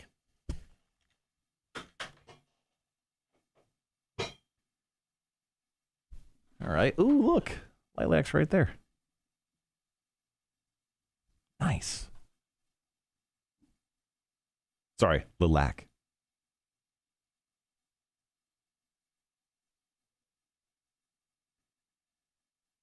All right, guys. So, like I said, currently we're playing Are You Smarter Than a Community College Dropout Trivia. That is what you heard live on the stream. You guys always hear it first. We're playing that back live on the air right now. Then we'll go into a few commercials, and then we'll top out at the top of the 9 o'clock hour. Mac will hopefully be here on time. She didn't seem very confident about it when I talked to her earlier. She'll be joining us in studio where we'll talk some chicks on dudes. Got 3 great questions for her today. So we'll get to those coming up here in just a little bit. Today's a big day, obviously, for the show. You ever heard of it? 20th anniversary show with Puddle of Mud, Filter Sponge, 2 great local bands, Lilakk and Whaleboat. They're both going to be there for us this coming Saturday at Trustees Gardens. Go buy your tickets for the love of Jesus, so my boss doesn't have to have a heart attack. It's going to be a good time out there this coming Saturday. So my day pretty much takes me back out to the venue. Been there about 1,000 times at this point, between walkthroughs and all sorts of other stuff. So I'm going out there to start setting up, and then it's the big old setup for the next few days for our 20th anniversary show. I can't wait to kind of see what it just like all kind of looks like with the stage in place and the food trucks in place and all the vendor tents up. It should be very, very cool. But yeah, my day is going to be out there for quite a few hours, making sure that we're good to go there. And then, back to the house to knock out a bunch of stuff for the rest of my job. And then back on the air with you guys tomorrow at 6 a.m. Tomorrow on the show, I'll be quizzing Cotter in the face. I don't think I'll get to it tomorrow, but I have a really good idea for quizzing the face for Cotter. I think we're going to do that here once I get back from vacation, so after next week. But tomorrow I still need to figure out, so I guess that'll be one of my tasks for today. Wanda, welcome back. Ooh, Sean says, got the call from the boss. Told me I could do a half day today and just take tomorrow off completely. I love my current company. Hell yeah, dude. Dude, that's solid right there.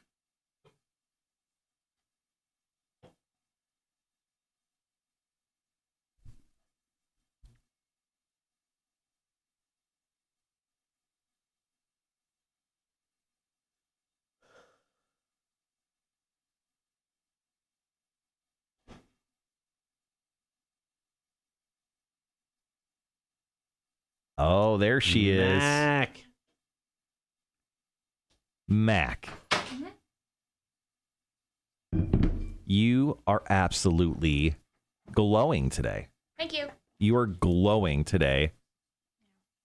I want to point out, maybe it's the kimchi chips that you ate yesterday. Maybe I need more. The Korean barbecue kimchi chips. And I thought about it. I will give y'all one back. Out of how many? I don't know. It's not up to me. Have you had a side discussion with Sean in regards to sending you bags of these chips? No. I won't say that I'm not counting on it. Hold on, let me. That was at a weird angle. Yeah, Sean, it's the chips. Did you have a court appearance? You were so dressed up. No. Did you I kill? just felt like it today. Did you kill the cheetah that you're wearing currently? No, Mom did. Oh, Mama Margaret. All right. Funny story. My mom bought me this shirt whenever she found out that I had an interview with you guys, and this was before pandemic. She said, you need to wear that and some business casual slacks. And I was like, oh, God, Jesus. Business casual. All right. Mm-hmm. Okay. All right, Mama Margaret. Does she always try to run your life? Or? She knows what's best. Wow. Max made some mistakes in her life. She's like, I just let her run things now. Not necessarily. I'd be married by now if that were the case. Well, that's definitely not true. That hasn't happened. Most things, not all. Are you excited for our 20th anniversary show? I am.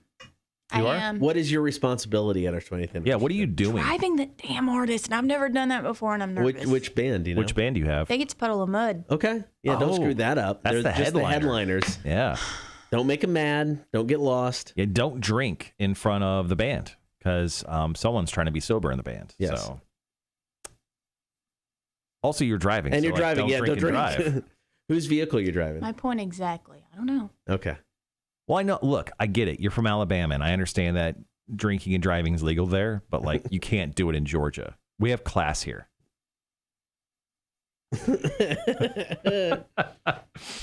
I would just like to say I'm technically not from Alabama. I am from Georgia. No, you're not.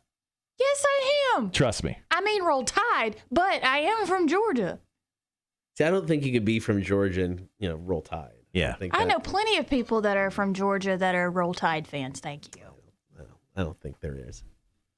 Liquid goes Class A felony. Just being an Alabama fan. Yeah, but seriously, don't screw up Puddle of Mud. I'm just going to stick with, hey, how you doing? And hope they talk amongst themselves. With the band? I feel like I'm going to screw up just by talking.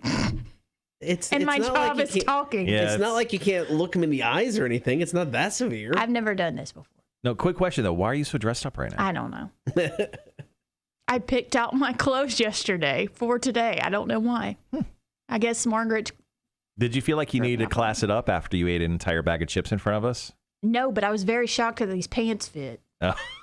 I haven't worn them in over a year, and they still fit. Yeah, Greg, I think whaleboat's actually pronounced Wale Buat. We've been butchering that one, too. Wale Buat. It's the funniest thing you've said this morning. Sean goes, so she's driving them? Puddle of Mud is going to be late to the show?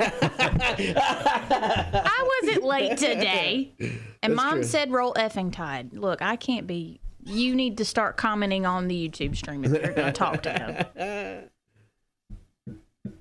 So you're not going to say anything to Puddle of Mud. You're just going to pick them up. Do you know what the band looks like? Have you done any pre-work? She's going to show up with like 4 just random long-haired guys. Exactly. Like, this is not Puddle of Mud. Yeah. I'm going to be like, is that y'all? Are y'all Puddle of Mud? Are y'all the mud of Puddle? You should probably do a little research and just get your eyes on the band so you know what they look like. Have you thought of that before? Were you gonna do that before doing it? Okay, just checking. I'm doing that right now. Dennis says, and if they offer you something, take a little. No. Don't know what that means. I know exactly what you're talking about. No. Oh, I don't get it. She's saying that for the benefit of her mother being on the chat right Rhett says, do you have a chauffeur hat? Oh. No. Do you want one? I have a plaid one. Mm-mm. No? I look like Tim. I think I have a black one. What are you guys giving Mac? Why are you guys giving Mac a hard time? Isn't it obvious that it's laundry day? Oh, good Lord, point. Greg. Good point. You know what? That's kind of it. I did run out of my usual get up T-shirts and jeans. Wow.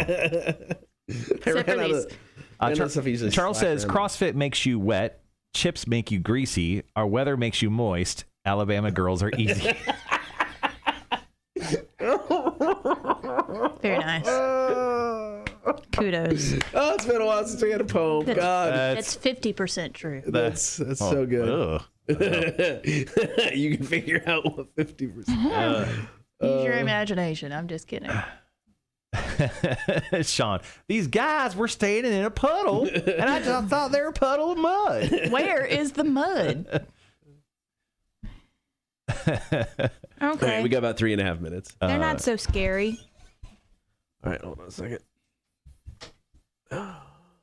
Did you think they were going to be scary? The guys from Puddle of Mud? No, it's my first time. I made a joke. All right. Rhett says, just a little research, Mackenzie, Mac, score yourself a date with the band member. No, thanks. You don't want to date a member of Puddle of Mud? I mean, I wouldn't actually. Looking at a picture of Puddle of Mud, any of them tick any boxes for you? Okay. All right, so there's a chance. How are you going to dress on Saturday? well, obviously I'm going to wear that? my staff T-shirt. Okay. And I guess some Nike. I don't know So- about. It's not going to be pants because if I'm going to be running around and sweating, I'm not bringing another T-shirt and another pair of shorts. I meant pants. Right. So I'll wear shorts, but Okay. probably Nike shorts. Okay. Because I want to be somewhat comfortable. I don't know what Nike shorts are. Those like workout the shorts? swishy ones. The swishy ones. Oh, Mama Margaret's on the chat. Yes, a date. Wow.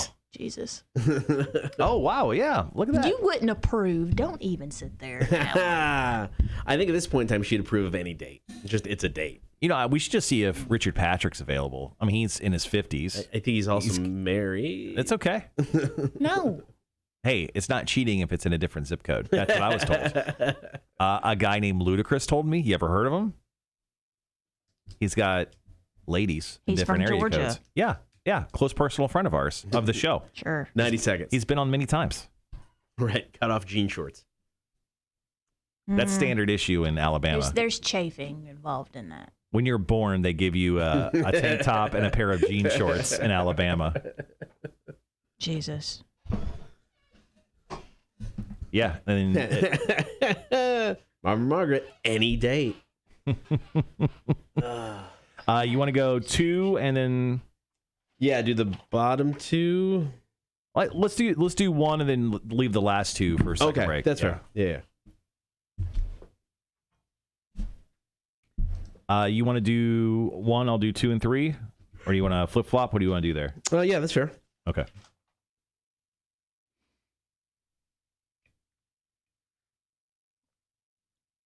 We figured out what's wrong with Hefe's water yet?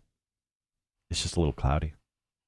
I need to switch it out. It does look better than it did a couple of days ago. Yeah. Poor guy. All right, got about 30 seconds. Get into Chicks on Dudes.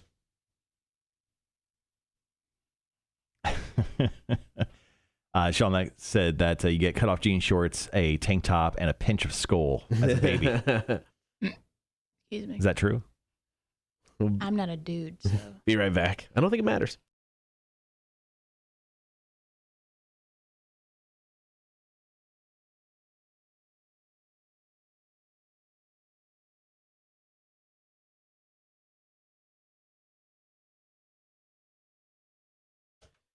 Gonna get to your questions for Chicks on Dudes in just moments. Don't forget, hop on that stream. Facebook, YouTube, and Twitch. You can watch the show each and every morning. Like, follow, and subscribe while you're there. Currently joined in studio by Mac from Bob1069. Mac, what is going on?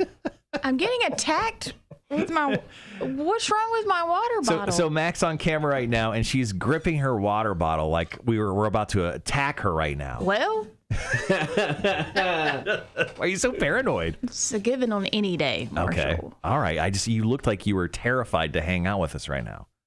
We're your best friends, man. Come on, Mac. That was a horrible laugh. All right, Mac's in studio for Chicks on Dudes. This is your opportunity to ask a question. Maybe you don't want to ask somebody face to face. So you can email the question in at any time, kmshow@rock1061.com, and Mac will answer said question. Mac, are you ready for question one? Yes, and good morning. Good morning. Yeah. Morning, Mac. Yeah, morning. Hi, chicks. So I'm a guy. And Sounds questionable already. Right? I've seen a tendency that's been bothering me recently. I've seen guys compliment women's beauty like, oh, you're gorgeous, or Mary is my beautiful wife. And I have no problem with compliments, but it kind of seems like it's the only type of compliments women receive. Like, why aren't people complimenting a woman's intelligence or personality? Am I overthinking? What do you guys think? Not overthinking whatsoever. I like this guy. Yeah? Why does it have to be just looks that are beautiful? Hey, how about this? Let's compliment Mac, right? Don't do it. You're setting me. I'm no. Mac, your tenacity to eat an entire bag of Korean barbecue potato chips Street taco is incredible. potato chips, thank you. Incredible. And honestly, when I saw yesterday, I was stunned. But that's a talent that I don't have. And I want to say that you're incredible at eating an entire bag of chips. That's not yours. And you did not lay out the rules. Okay. Cotter, you want to compliment Mac? No, I don't. Oh. So I take no compliment over that one. Okay? Back to his question, though. I mean, I think he brings up a good point. So as a female, I mean, is somebody, have you been complimented by a guy on something other than beauty? Has somebody said, hey, you are incredibly smart, or hey, I like this about you? I mean, has that happened before? No. Okay. Really? It's just all based on your looks? Yeah. Everyone's just like, oh, you're gorgeous, Mac. You're beautiful. Yeah.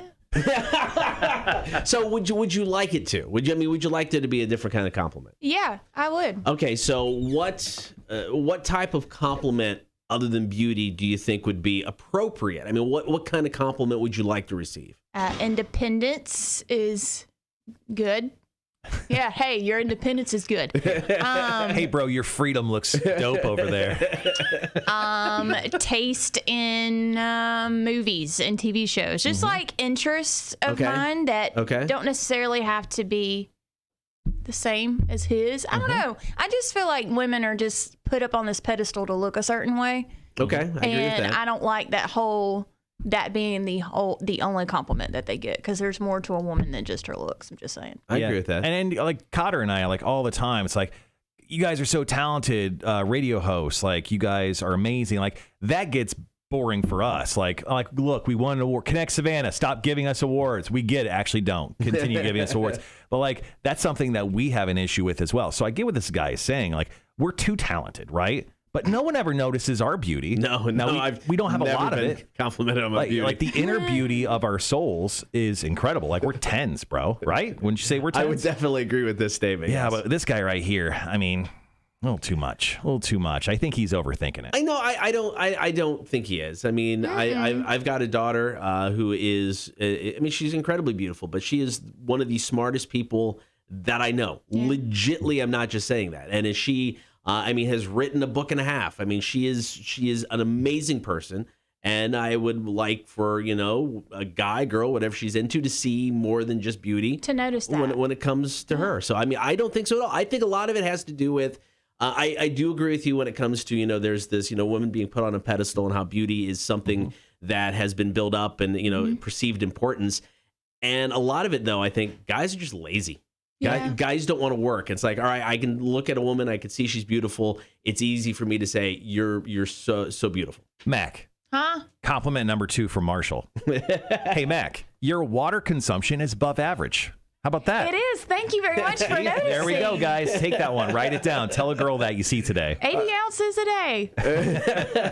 All right, we got 2 more questions to get to. So, Mac, just stick around. You're not getting chips, but please stick around anyway. And those spicy dill pickles. No, stop looking at our chips. Don't look at our chips. Yeah, we're more than just chips. Yeah, right. We're great radio hosts. Right, Mac? Just kidding. Don't use this just for chips. More of Chicks on Dudes with Mac coming up here at 0936. This is Adrenaline, Cotter and Marshall Show. Rock 1061.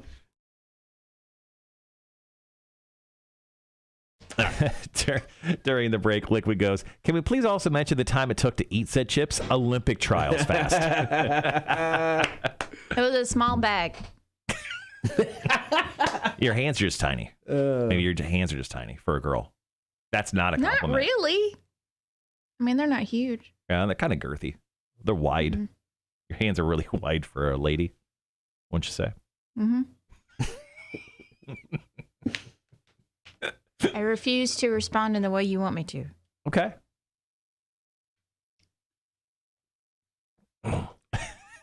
Sean goes, our eyes are up here, Mac. Mm-hmm. Mm. Yeah, she's always looking at our talent, and it's really annoying. So it's pronounced Lilakk. Lilakk. Mm-hmm. Took us how long to figure that out? Until somebody told us. Has it really been 2 months that we've been advertising that? Yeah, we announced the show on May 3rd. It doesn't feel like it's been that long. This year's going by way too fast. I don't disagree. Wanda says these influencers certainly increase this false illusion of how females should represent themselves. Give me a container of worms, a fishing pole instead of a pound of makeup and hair products. Yep, I agree 100%. I mean, I am wearing makeup today, but not a pound. And I actually washed my hair today, but that's kind of frowned upon if you don't wash your hair. But I agree with Wanda. Let's see. Sean mentions that was not a small bag of chips. He said they are bigger than Lay's bags. So are we sure? I mean, it's not like they're skinnier. It's not the traditional like little bag, just the way personal size lunch bag. I mean, it's bigger than that. It's not a full on bag though. It's a 3-ounce net weight, which is 85 grams. I'm reading it off. You are. I don't know that off the top of my head.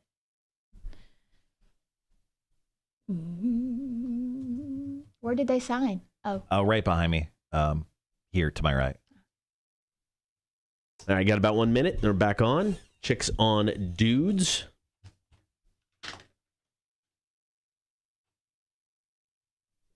Sorry, I'm looking up to see what an average bag of chip size is. I mean, there's so many different sizes. I mean, there's, the tiny fun sizes that are kind of there for lunch.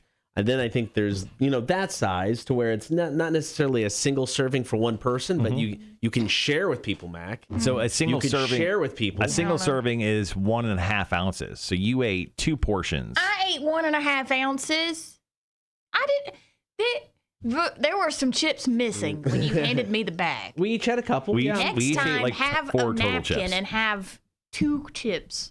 Try these. Don't touch the bag. That's what you should have said. They were delicious. All right, guys, we'll be right back.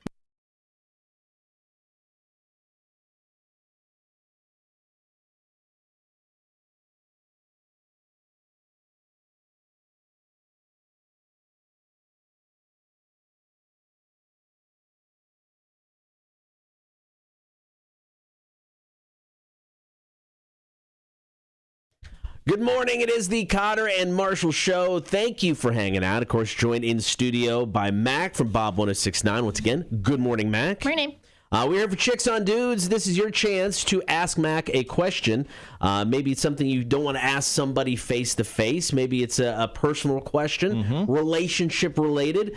This is your opportunity to get an answer. All you got to do is email the show. Email your question to kmshow@rock1061.com. So going back to our last question on the chat, Charles said he wanted to throw a compliment to Mac. He says, "Hey, Mac, your hair looks fantastic today." Thank you. It's washed.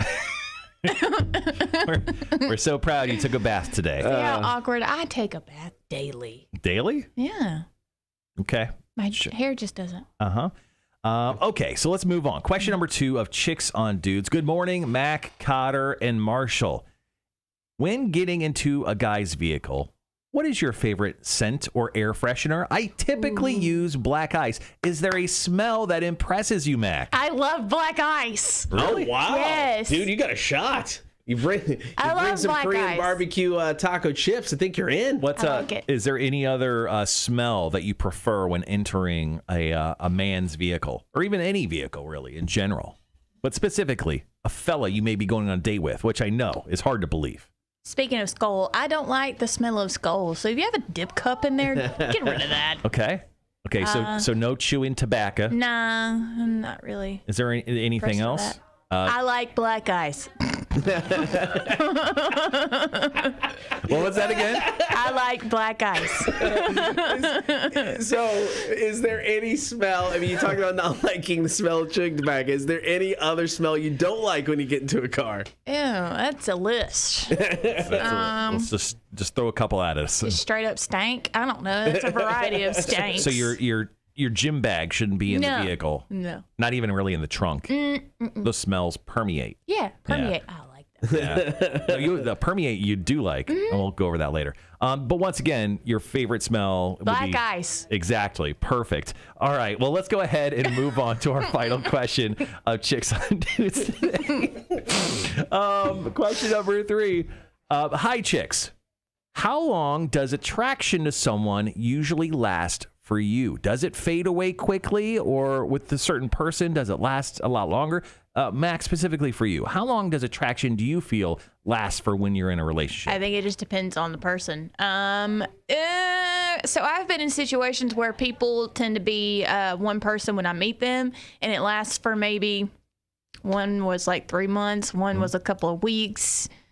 Do you it's just like they fade show away? no, they just show their true colors, and then that's when, I don't know. Like I said, it just depends on the situation. What's the biggest turnoff for you when it comes to hanging out with a guy for a while? What's the one thing that you're like, wow, I am no longer attracted to you? His insecurities, which I have mine too, but his insecurities. What's the word I'm looking for? Douchebaggeriness. That's a word. Just being rude. Being a complete baby about things. Bad temper. Bad temper. Has to be right about everything. Even if he's wrong, he has to be right. What about a bad tipper, though, like at a restaurant? Yeah, that too. I don't like that. Well, I mean, personality can affect a lot. I mean, I think if you like a person, your attraction to them is more than physical, and it becomes something about, the personality. So if they do, not change or show their true self after maybe the initial reaction of liking somebody or being attracted to somebody, I think it's easy to be like, yep, not anymore, I'm out. Yeah. I started hanging out with a girl once when I was living in Las Vegas, and it took like 3 dates. They hit it really well, but I found out they were a smoker, immediately dead. Yeah, it was dead to me. I get that. I mean, that makes sense. Yeah, if you're dealing I'm not saying smoking's dealing drugs. If you're dealing drugs, it's a no. Yeah, well, I mean, it was just cigarettes. I would say it depends on the drugs and what kind of discount. It wasn't even a good brand of cigarettes. Was it Pall Malls? It was Virginia Slim. Virginia Slimes. Yeah, it was, smokers are an absolute dead situation to me. I can't be around that. All right, if you have a question for Mac for Chicks on Dudes, all you got to do is hit us up via the email kmshow@rock1061.com. Mac, thank you very much. Welcome. For stopping by and not eating our chips. We appreciate it. There were no chips on the table. Marshall's music news, and we'll wrap up the show. It's coming up next. Cotter and Marshall, Rock 106.1. There we go. She loves black ice. Black ice. See, I see how my accent could make it sound like something else. It definitely didn't sound like you were screaming, I love black guys. I meant it that way, though. I thought I heard black ice. Okay, see, now I'm pronunciating it, over-pronunciating it on purpose. It definitely didn't make me laugh. Your mom definitely didn't say Marshall's blushing because I was laughing so hard. Oh, too freaking funny. Oh, man, that's funny. Okay. Mac, outstanding work today. Thank you. Incredible work today. Do you want a chip? You can try one chip. And just to lay out the ground rules, you can try one chip of your choice right now. How about 2? 1. You're pushing it. 1.5. Okay. 1.5. 1.5 chips, not ounces. Kicking me out? No, you can stick around. You can stick around. You just chip of your choice. Pickle. Someone pointed out that I promised you chips today. Yeah, so you did. Please grab the chips and try them. I would hate to not be a man of my word when it. Yeah, try them. 1.5 chips. Chips, total chips. Charles, like, you and I are the only ones old enough to get that reference, but I appreciate it. What is it? I figured Mac would be like Kim Cattrall and Porky's, loving the locker room smell. Yeah, you're right. I don't get it. Yeah, no. The locker room smell in the gym just completely turned her on. I mean, got her going. Oh. Instantly. That's disgusting. So, yeah. Jeremy says it's become most men have kind of ruined the whole telling a woman she's beautiful, gorgeous, and pretty. It became so generic now because it said so much, and they just brush it off due to the fact of they hear it 100 times a day. So definitely have to think and put effort in what you say and how you compliment her these days. Originality is key. And that's why. How are they? Are they spicy? No, they're not. I mean, okay. They got a little hint. They got a little bit on the back end. Let's do a little review while we got Those time. are good. Okay. So we're trying Old Dutch spicy dill pickle flavor potato chips. The makers of Mac's favorite chip. Yes. Greenish in color. Kind of got that green hue. Like a pickle. Like what? What I said the other day, I said, if pickles are cucumbers, what are gherkins? It sounded just like that. Mm-hmm. It's a heavy pickle, like juice taste. Mm-hmm. I mean, it's got a really good pickle flavor. I'm not getting any heat. It comes a little bit on the back end. Yeah, have y'all tried the jam? Not yet. Could be spicier, but the flavor's good. That's a good flavor. Sean, we haven't tried anything from the box except for those two chips right now. He's right here. Unlike me, if I were to get a box, they'd be gone. We got to... Oh, we know. Yeah, we Don't point the opening my way. Don't point Don't point that loaded gun at me. How much water do you drink a day? Because that compliment I gave you, 80 ounces. it had no basis. 80 ounces. How much does that hold? 2 of these, 40. Okay. Damn.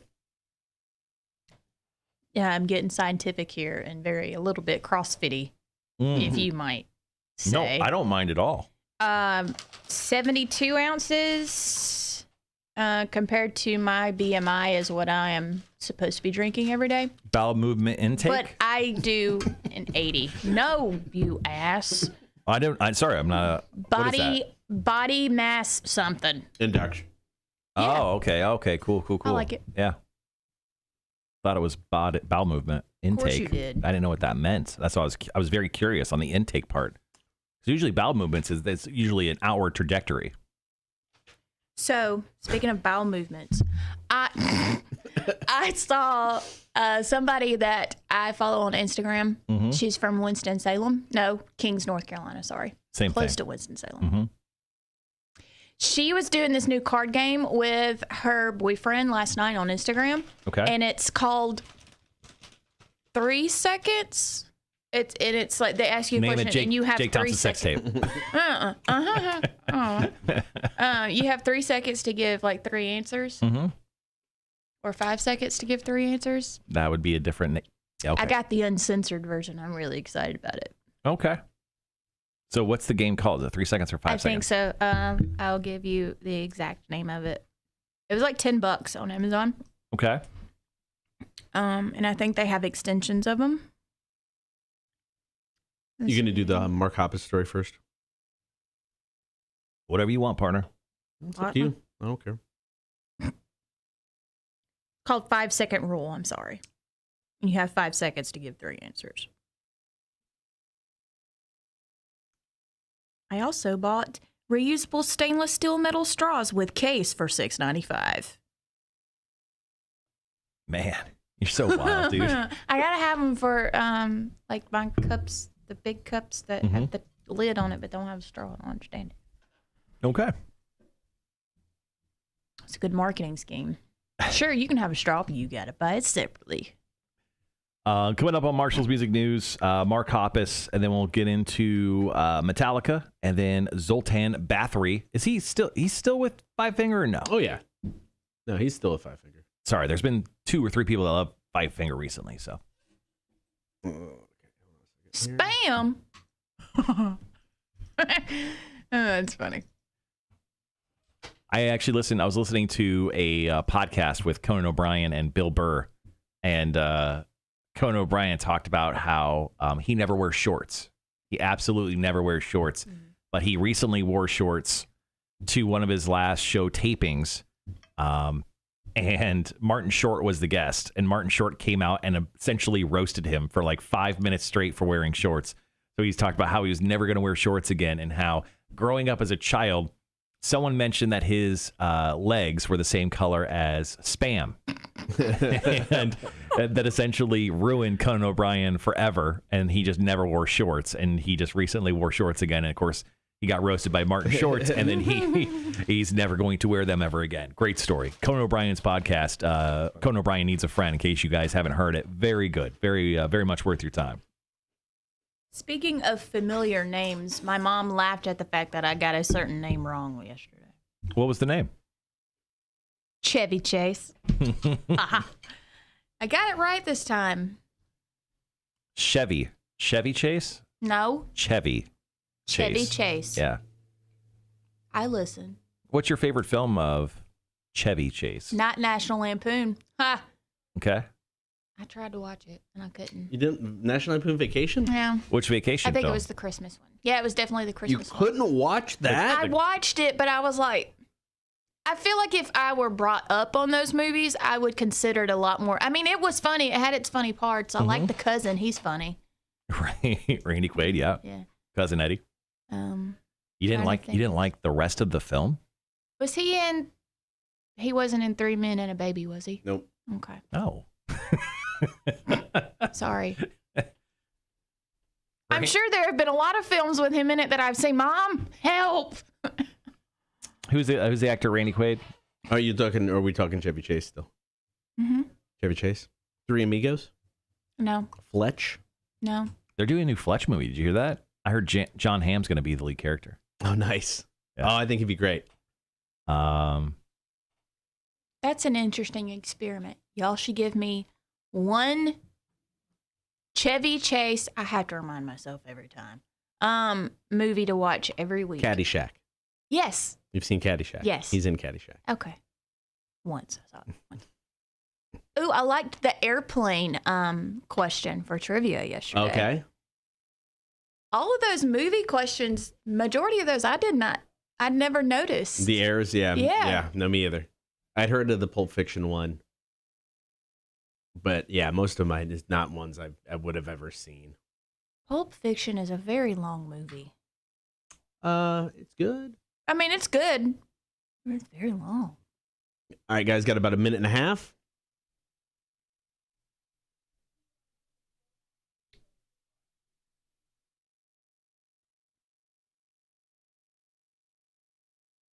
Independence Day 2. This guy hates me. Independence Day. That's Randy Quaid. Oh, okay. Let's see.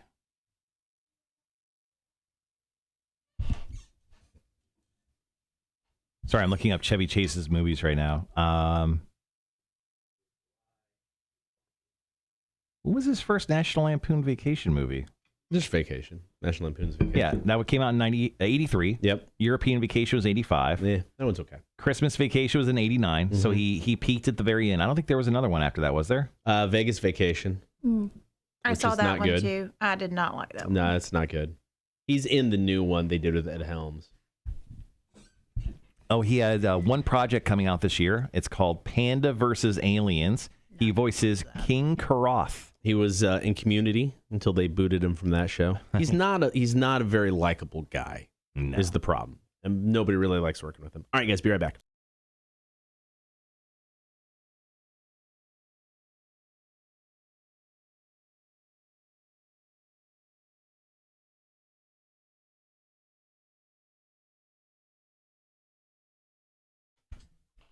Thanks for hanging out this morning on air and on the stream. It is time for Marshall's Music News. Here is story number one. Back on June 23rd, Mark Hoppus of Blink-182 announced that he was diagnosed with cancer. He has not said what specific type of cancer he has, but he is currently battling it with chemo and all sorts of other stuff. Now, he was actually asked how he was feeling, and he actually responded to it in a recent post. Now, he said, "How am I feeling today? I feel much better than yesterday. Yesterday was hellish for me, and I woke up today feeling better. I went for a walk. I had a decent breakfast, and I haven't felt like I was going to throw up today, so we'll take it as a win." He even clarified his remarks from there, going on to say, "On good days, I go do stuff. Today was the first time I left my house in like 5 days, pretty much. This round of chemo, I wasn't totally stuck on the couch and miserable. I actually got to watch movies, and I walked around and cleaned the house and hung out with my dogs. I didn't just feel like a poisoned, electrified zombie leaning up against an electric fence like I did the past couple of rounds." Ooh. So Mark Hoppus is currently going through cancer treatment. Hopefully he comes out of this on the other side.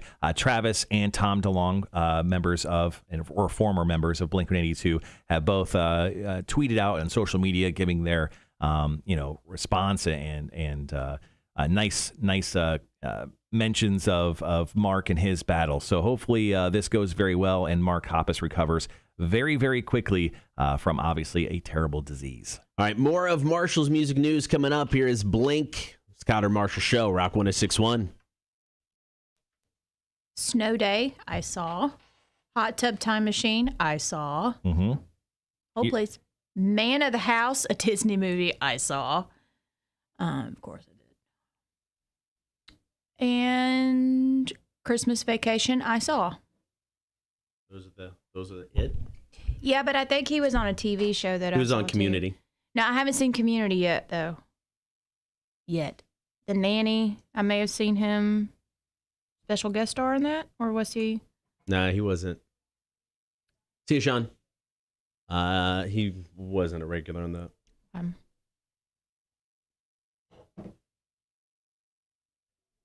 Yeah.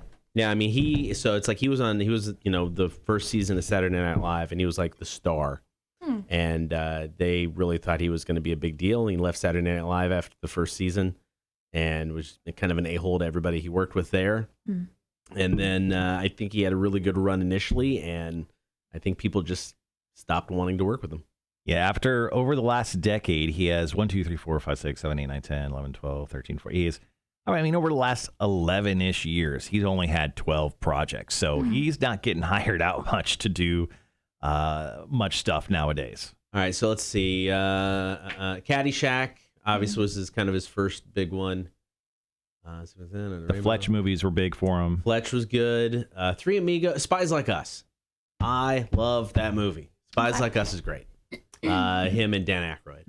Three Amigos, Funny Farm, Caddyshack 2. No, don't. Just don't. Memoirs of a Visible Man is bad.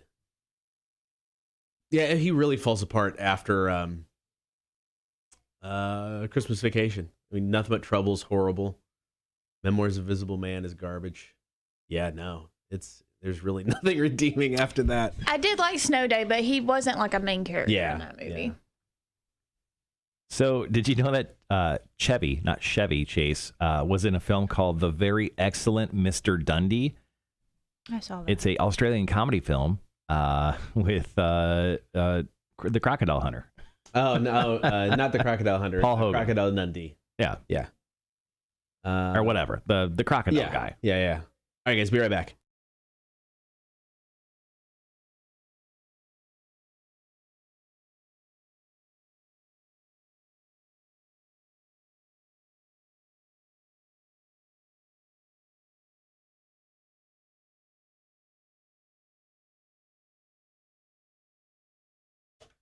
Jumping right back into it, Marshall's music news. This is story number 2. So Metallica just yesterday debuted an alternative version of the Black Album hit Sad But True. Now, this was originally done February 5th, 1991. Now, this version of the song, a little different from the one that came out. It apparently didn't carry the signature and timeless production that people expected, and it didn't have like the beginning portion as well, which is ding ding ding ding ding, that thing. It apparently didn't have that as well. People know, Mac.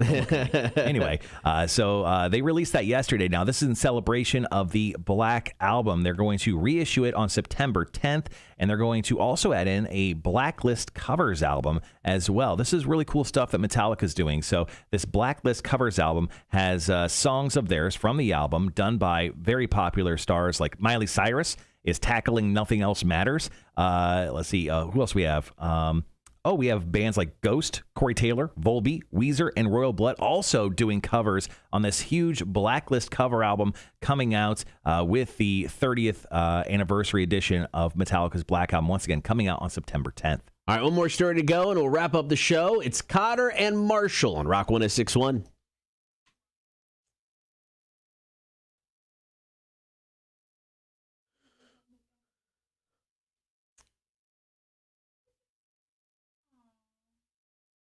Toothless. What are you saying? So Peacock. We call it the cock. NBC's app. They've updated their app, and I couldn't open it up without updating it. So, hey, they have Michael Scott. They have Dwight Schrute. That's it. Mm-hmm. And they have new avatars. Me. I'm watching. Hey, show me that squirrel video. Oh, yeah. It is pretty funny. How is Peacock going to have Ghostbusters 2 but not Ghostbusters 1? Okay, hold on. Is this what happens in your brain all day? Mm.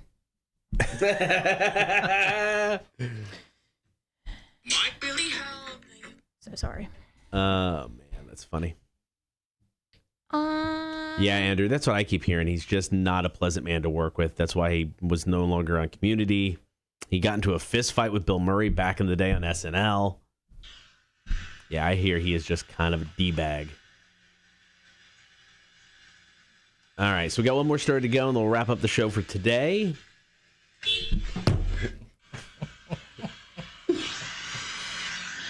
That shit is so funny.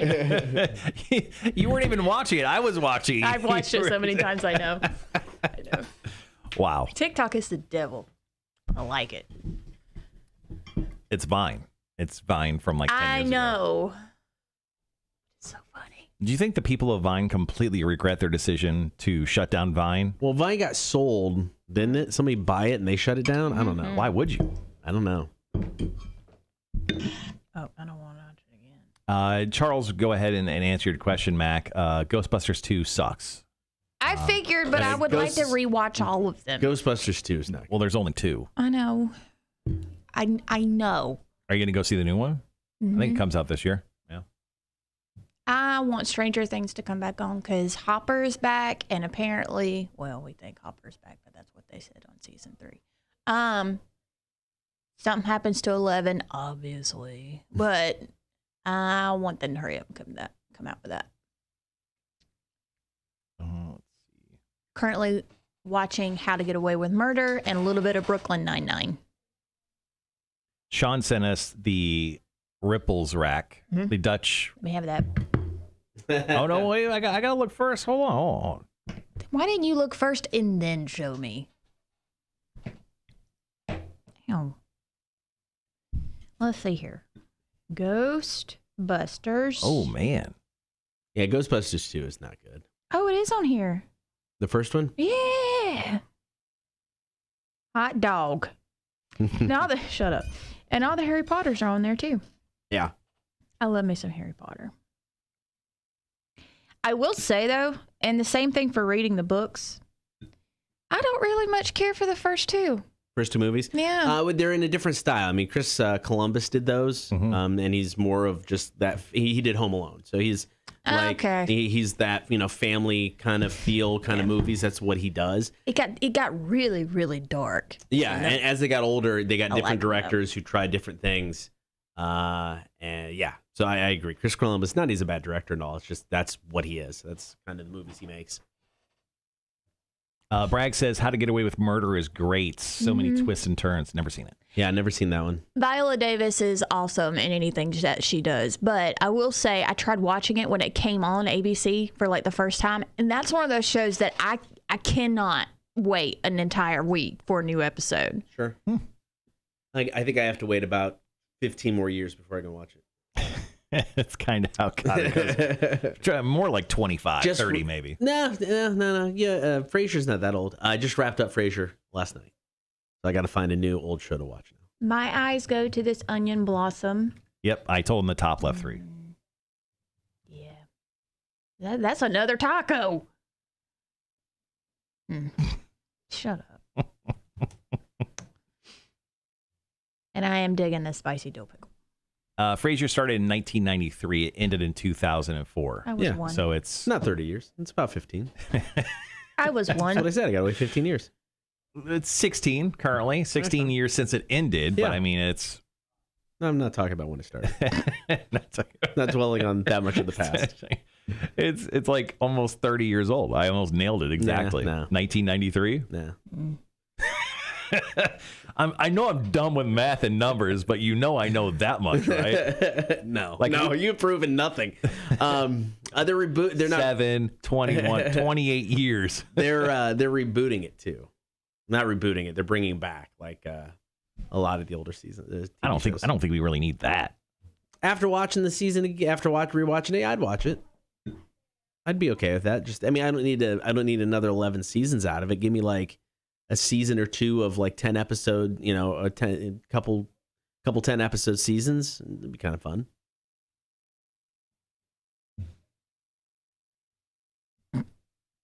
Charles says, add another job. Have a great day, Mac. Stay awesome. See you, Charles. Thanks. You do the same. Mm-hmm. Oh, yeah. Mom said Clarice. Yeah, I need to go back and watch Silence of the Lambs before I do that because it's been a hot minute. Uh-huh. I've seen that. Is the Clarice show any good on CBS? Has anyone watched that? Mm-mm. Mom has. She's the guru with shows like. She said that Evil is really good too. She was really ticked off that Clarice. I think it's Clarice, but Evil has definitely gone straight to Paramount Plus. Yeah. Mm-hmm. And I keep telling her, I said, you're eventually gonna have to move because it's all gonna go to streaming anyways. Does she still use like DirecTV or the local cable companies? Local cable company doesn't go out that far. DirecTV and Dish do. They're both garbage. It's just they want AT&T because apparently that's just really fast. The neighbors 10 feet that way have it, but they don't come out far enough to get to my mom and dad's house. They just live in the middle. They literally live in the middle of nowhere. Mm-hmm. Yeah. Yeah, I could tell you lived on a farm at some point. Mm-hmm. Yeah. Bunch of cows. Got about 2 minutes. Does your family feed the cows seaweed so they don't burp, therefore causing global warming? No, they don't give a shit. So, because, Portland is suffering from the highest temperatures they've ever seen, ever. She is on the stream. You talk to her about it. That's none of my business. So this is your fault? No. All right. So, guys, just a quick thing here. Anytime we bring up global warming or whatever, it's Mac's family's fault. So, yeah. Well, you just confirmed it for us. So we use chicken litter to fertilize the pasture. Why are you laughing like that? Chicken litter. I really try not to be. I can't help it. We use chicken litter. We use chicken litter on the pastures to fertilize. Chicken shit. Oh, okay. And it doesn't smell great. There's nothing like waking up first thing in the morning, going outside on the porch with a cup of coffee, and chicken shit up your nose. It's the backbone of America.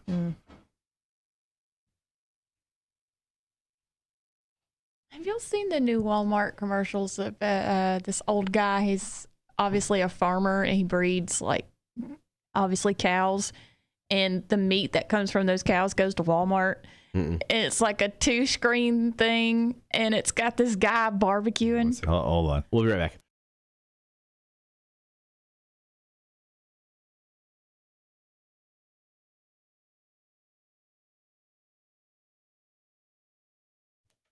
Thanks for hanging out, Cotter and Marshall Show. Before we get out of here today, one more time, Marshall's music news. So this is mostly just a congrats to Five Finger Death Punch guitarist Zoltan Bathory, still one of the best names ever. Yes, it is. He took second place in the super heavy division and second place in the absolute division at the 2021 American National Jiu-Jitsu Championships. Now, this dude has his black belt in jiu-jitsu and like 4 other things, and he's trained with like the Gracie family, which is well known. I mean, Hoist Gracie was a UFC champion, one of the first ever. He helped start UFC, so he is a big deal now. Zoltan said that his entire staff that he employs, they have to have some sort of black belt because whenever he's on the road, he has to have people around him that he can train with. Not only that, he has a dojo inside of his house as well. So Zoltan is all about that jiu-jitsu life. Now, the guitarist also revealed he had a great time, of course, when he came in second place in both of those divisions, but he suffered a broken toe during the event, and he still finished second place, up for the championship when it came to both of these divisions. So Five Finger Death Punch guitarist Zoltan Bathory, do not make a move on him. Do not move quickly. Stand in front of him. Shake his hand. Bow to him mostly. He is a dude you do not want to mess with. All right, coming up on the show tomorrow, be joined in studio. He's always in studio. Hefe 2, the new music beta fish. He's going to select a brand new song for us. Also, Marshall, are you ready to quiz me in the face? No, I'm not, but I'll figure that out before tomorrow's show. Perfect. We'll talk to you tomorrow at 6 a.m. It's Cotter and Marshall, Rock 106.1. Chicken later. Always too funny. All right, guys, what a day today was. It went really, really fast, especially the second half of the show. I hope you guys have a good rest of your Thursday. We will see you tomorrow, 6 a.m. Obviously, 20th anniversary show. Go buy your tickets.